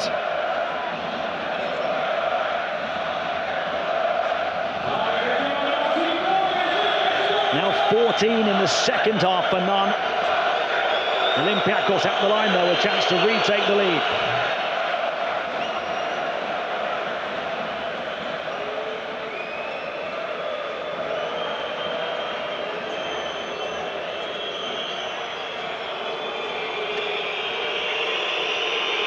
These 2 teams who've combined for 10 continental crowns met in 3 previous semi-finals. The 2 favourites for this year's championship. Ataman can't believe his eyes. Milutinov 6 offensive rebounds for the 2nd game in a row. McKissick had to balance the baseline. Another offensive rebound from Olympiacos. Bazenkov this time with Panathinaikos hunting him down as a pack. But it was the presence of Milutinov again. Yes, sir. That's what it takes. You see guys on the floor, diving on the floor to take loose ball. This is such a big game. There's so much intensity on the floor right now. Every play counts.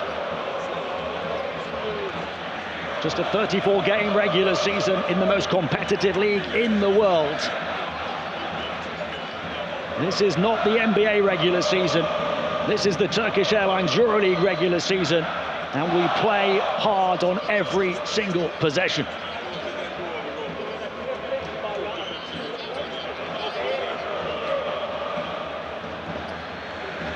Jump ball the outcome. Those 2 20-point leading scorers for their teams added to none. The shorter player comes up with it. Slukas fouled by Walker. So smart. Olympiacos are at the limit.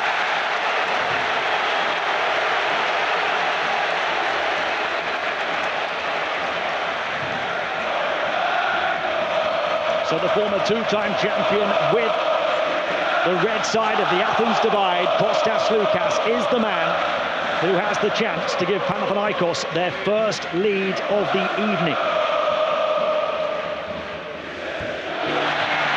The man the Olympiacos fans now refer to as Slukas, because they feel he left Olympiacos for the money. He will say, and he has said, there are other reasons that he does not want to discuss, but he certainly switched sides for success, winning the EuroLeague Championship and the Greek League last season. We can't take it away that Slukas is a big professional. McKissick. Panathinaikos' first lead of the game comes with around 3 minutes to play. A cauldron of whistles and boos raining down on Fournier, who lets it rain from long range. Big shot coming all the way from Paris. Evan Fournier with 17, unfazed by the noise of gate 13 behind that basket. Foul on the floor, but Olympiacos at the limit, so foul shots to come for Panathinaikos to try and tie. Again, Slukas is trying to feed Lesaur.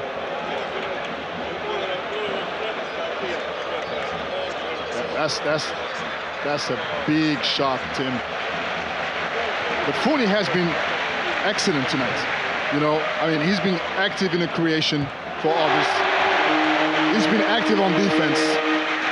Well, these fans know what it means for Lesor to hit a foul shot, because, as we've discussed, that is where he has struggled.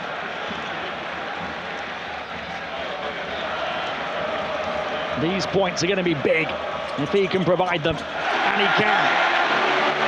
And he tied the game to 85. Big shots from two French players. 85-85. Less than 2.5 to play. Walker, Vezenkov to Fournier in the corner. Had to reel it in, but then he put it in with the sweet string music to Olympiacos ears. He's not scared of the moment. He has done this all his life while he was in the NBA. And today, Evan Fournier is just amazing. Slukas, Panathinaikos down 2 again. Cedi Osman short on the 3. That was a 2 for Fournier at the other end, so just a 2-point lead. But a chance now for a 2-possession lead with 100 seconds to play. That would be big. Vezenkov denied by Osman. That's a crucial block from Osman. Panathinaikos pour forward. And Juancho and Gomez can't convert. It's amazing how Panathinaikos can convert after stealing the ball. McKissick in transition to the cup. And Olympiacos lead by 2 possessions. Timeout, Ergin Ataman. Only 1 minute and 21 to play. A crazy passage of play. And it's the Reds who take advantage of it.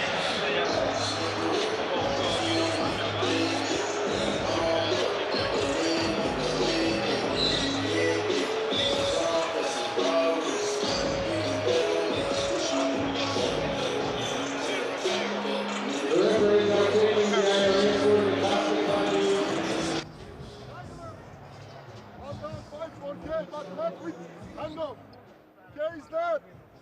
Slukas come with the ball. Jerry's there. Here. Matthias, make the first pick. Juancho, make the second pick. When he keeps the ball. Here. Juancho, you go to pick to Matthias. Matthias, you run. Careful, you make the pick. Then you will attack. Okay. Doesn't matter. 3 or 2. Okay. Regular game. Doesn't matter. Let's go. Oh, Panathinaikos going to lose a 7th straight EuroLeague game against their red rivals. What a statement it would send, but there's a long way to go. Absolutely, Tim. It's amazing how Olympiacos stayed in the moment and the right time, making huge offensive plays and giving the ball to Evan Fournier tonight. Now find the margins. We see how much they wanted. I mean, Panathinaikos had many opportunities to convert fast breaks, and they just missed easy layups. It's amazing how Olympiacos dominated the game today.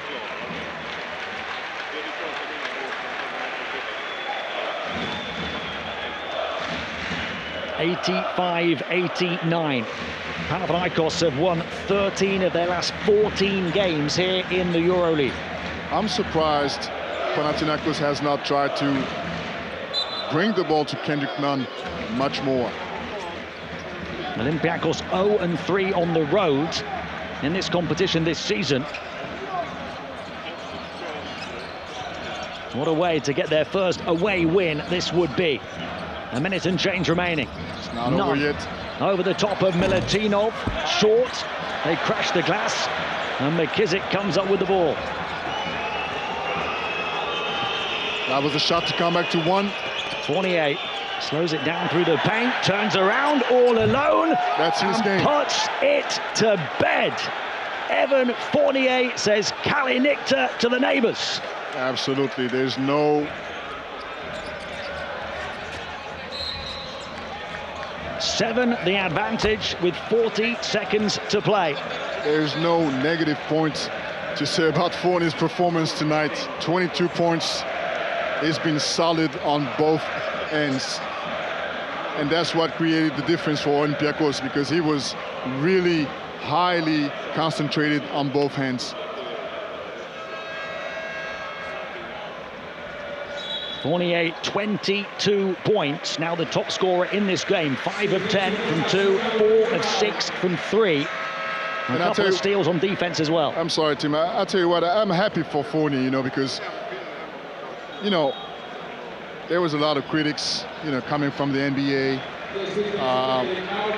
His contribution in the first games were below expectations, and it was under a lot of criticism. But he's been responding pretty well through the last 3 games, and he's showing his quality and his ability to adapt again to European basketball. Had a couple of tough games early on.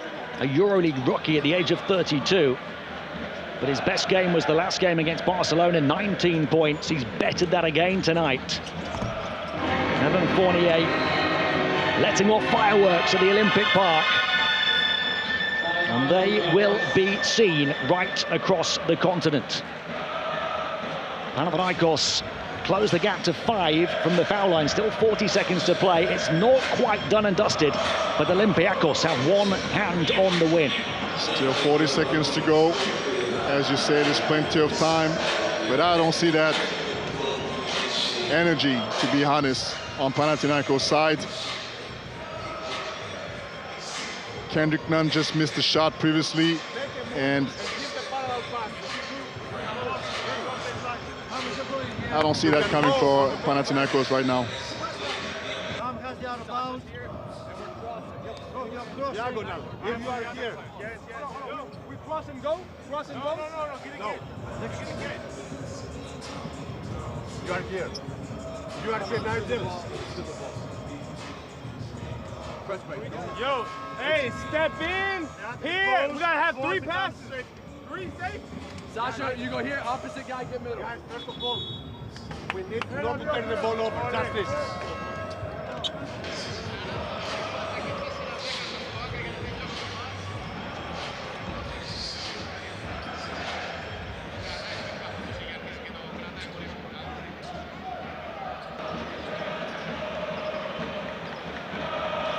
Panathinaikos down 2 possessions for the ball in the hands of Olympiacos, with Walker set to inbound from the baseline. He's been impeccable, 11 assists, only 2 turnovers. Fournier though, Panathinaikos press. Brown couldn't handle it. Well, and with that, perhaps the win, or any chance of it, slips through the grasp of the Greens. That's kind of unexpected, what just happened. Lassor and Lorenzo Brown. Talk about the fine margins in Europe's finest competition. It was at both of their fingertips. That was going to be a turnover from Olympiacos.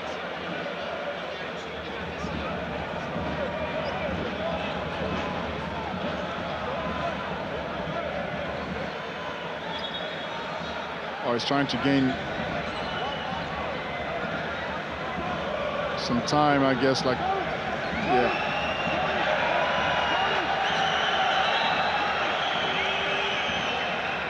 And since Ergin Ataman's team really found their stride as a brand new team last season, it was a brand new group of players that went all the way from second bottom the previous season to the championship. Once they clicked, they were almost unbeatable here. Their only defeat in their last 14 coming in the 3-2 playoff series win over Maccabi that took them to their first Final Four in 14 or 12 years rather, and then their first championship in 13 years.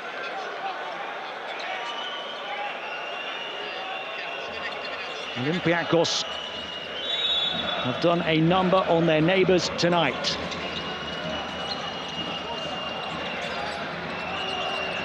Williams-Goss using every second available. Melatinov, Vezenkov in the corner, off the side of the backboard. Lassor.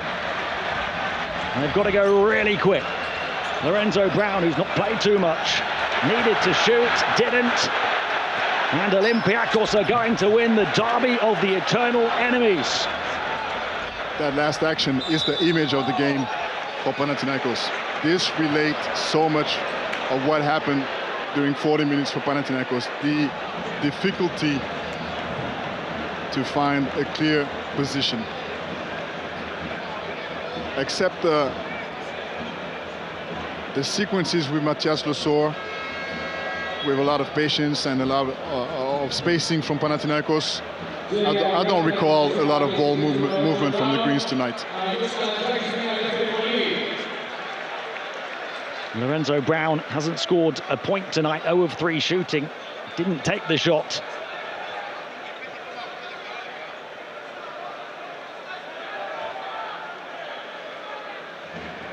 Yeah, and you expect him to have a lot more impact on the game, not only in scoring, but just being on the court and helping Slukas with organizing the plays. The Green Fortress has fallen to the red rivals tonight. Olympiacos painting the Attiki region red and sending a message that will reverberate right across the old continent. Absolutely, Team Olympiacos sends a strong message as a candidate for the title.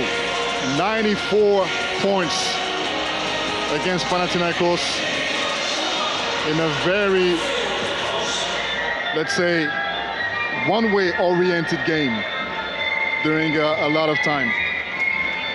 It is Olympiacos' first road win of the season, but they make it a 3-game win streak altogether now since Milutinov and Fel got fit. And they close the gap on the leaders to 1 win. They now tie level with their neighbours at 5-3. And they become the first team to win a regular season game here since last October. So it takes it to 6, right, Tim? That's 6 in a row for Olympiacos. That's 7, I'm sorry. 7 in a row. Yeah, 7 in a row. In the EuroLeague against Panathinaikos. Red revenge tonight against the former Red, Kostas Slukas, the captain of Panathinaikos. They taste their 3rd defeat of the season. Panathinaikos 89, Olympiacos 94, the final score in the derby of the eternal enemies here in Athens tonight. Again, Olympiacos shows there's no need to start the season, winning all the games. Your Motorola magic moment coming from the magic fingertips of Evan Fournier. A statement signing for Olympiacos to respond in the summer to the signings that Panathinaikos made. They couldn't resist when he became available, and tonight he showed just why. Fournier leading the way of all scorers with 22 points, overtaking Kendrick Nunn's 20 with his hot finish.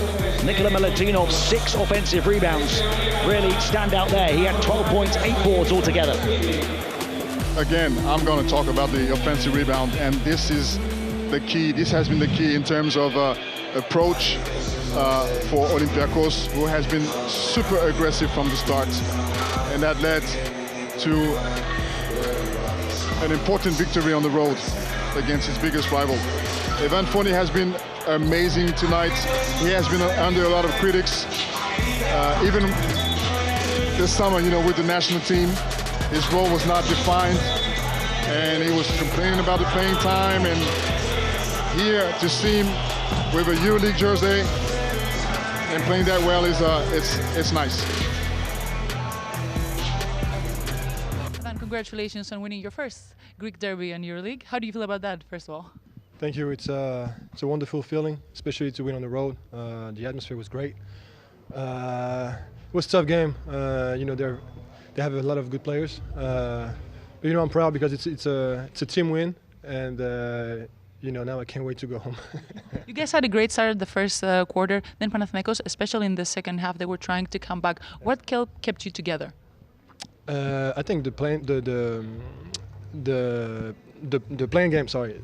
the playing game from coach was great. Try to control the pace, really execute our game plan. Don't rush. Basically, do everything we do in practice every day, and that worked. So, congrats to the coach. And you keep on getting better and better. We see you doing more and more things every game. Do you have more to show? Yeah, but I mean, every game is different. Based on what the team is doing. It's like what we talked about last time. I can do many things, but I try not to force things and to answer when teams need me. Late possession and stuff like this. So it's going to depend on based on the game.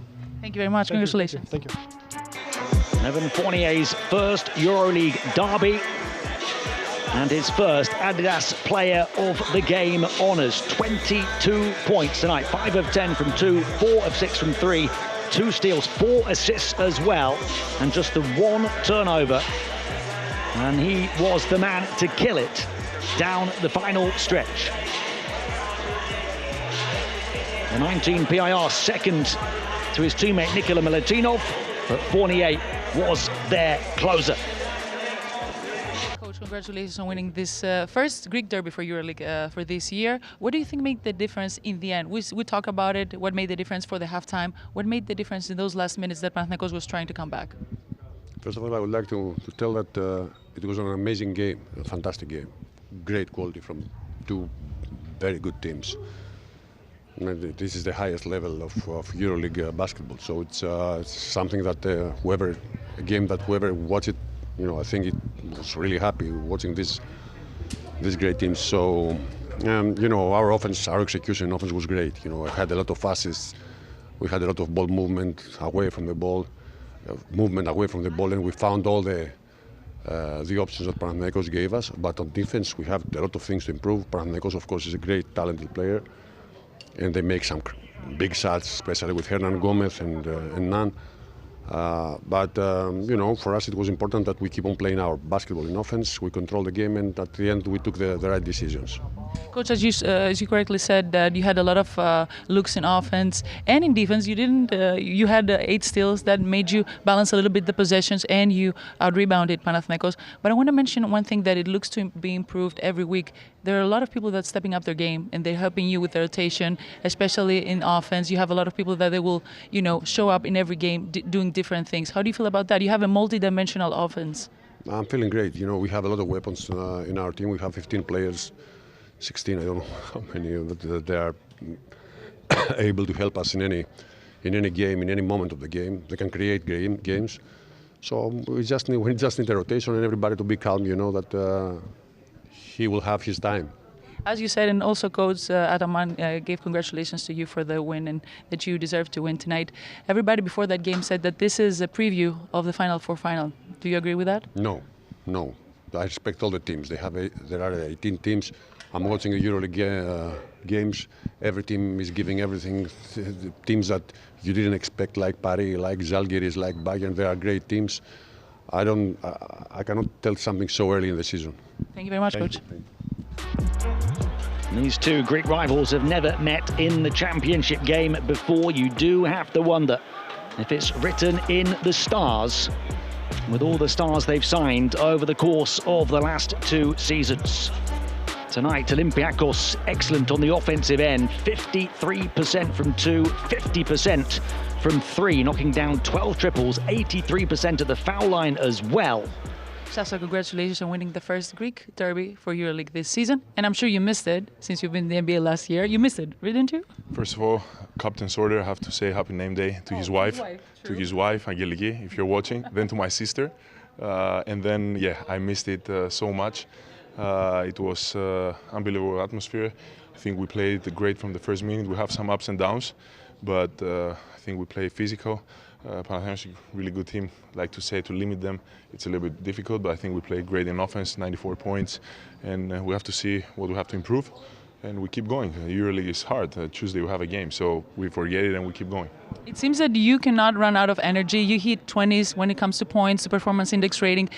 Like, you do everything that your team needs, and I'm not talking about scoring. There are a lot of things you do that people cannot understand from the stats, but you're helping this team, and you do it efficiently and with consistency. How do you feel about that? If you ask me, I'm not satisfied about my performance today. I can do great, but the team wants. I can do more things well. So, but my team win. So that was the most important thing.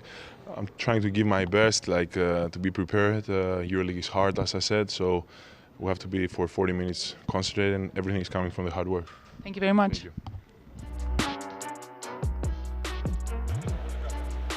3 big stat lines for Olympiacos tonight. We've talked about Fournier, Milutinov and Vezenkov were right up there as contenders for player of the game as well.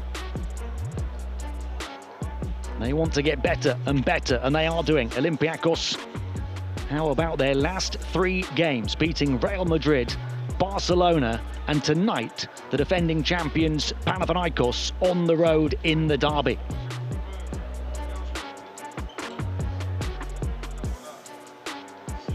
And it continues this wonderful run from Olympiacos. They had the edge over Panathinaikos in previous years, and that continues this season.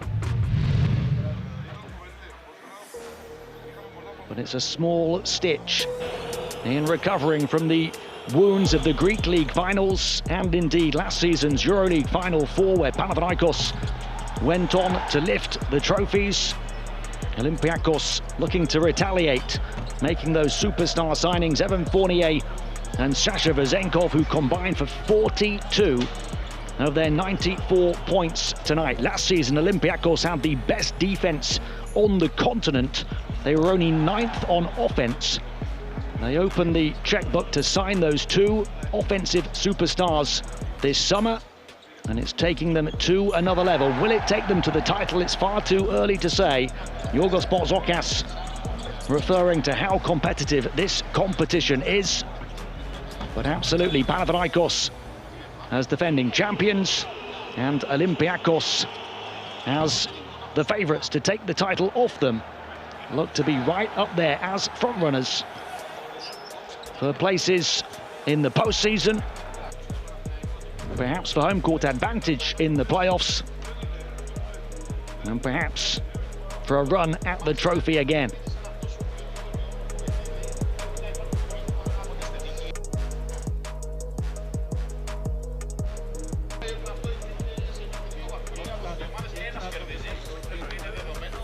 And that Olympiacos offense really is clicking into gear.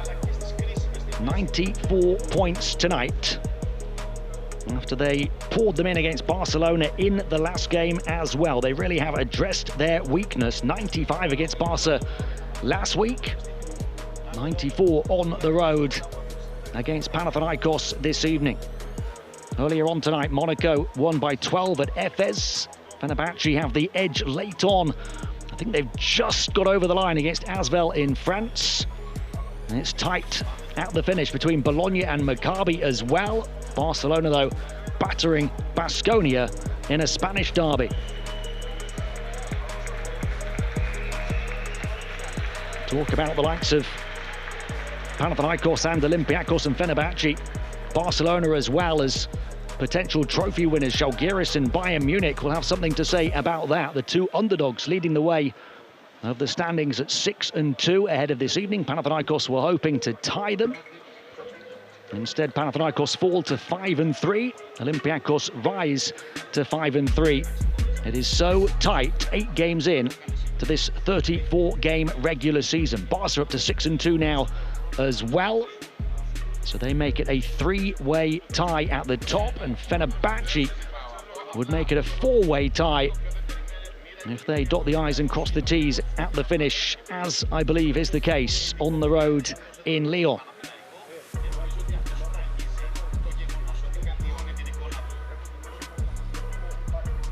The top 6, remember, making the playoffs directly 7th through 10th, go to the playing games to also try to reach the best of 5 quarter-final series.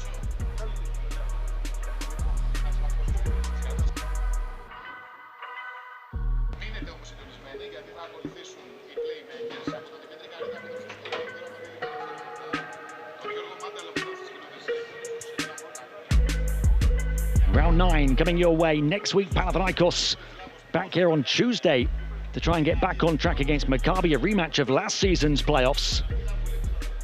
Olympiacos will look to keep it rolling and go for a 4th straight win.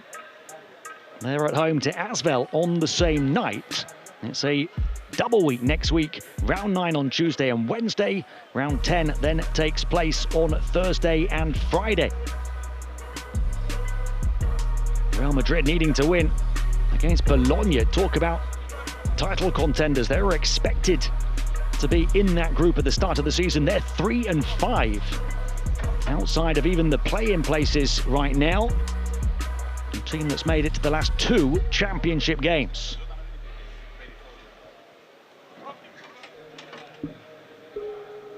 Big games coming each and every week, each and every round here in the Turkish Airlines EuroLeague.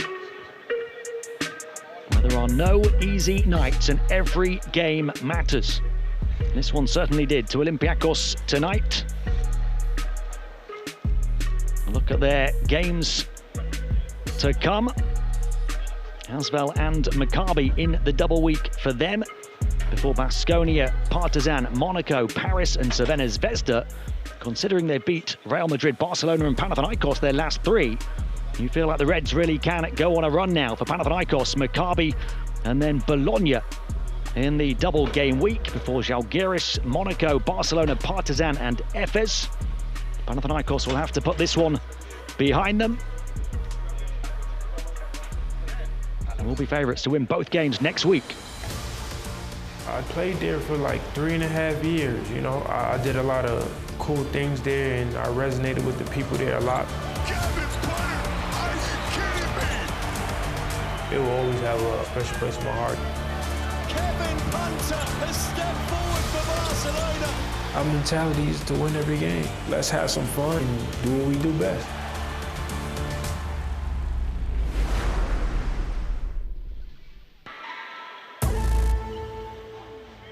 Well, the rivalry series continues next week. It's a personal rivalry in a way. Kevin Punter on fire at Barcelona. They're one of the league leaders, and he will go back to his old club and face Partizan in the next round. It's been a pleasure being alongside Alan Digbo for this Derby of the Eternal Enemies. From me, Tim Long. Until next time, keep it one team, one way, one play. Keep it the Turkish Airlines EuroLeague.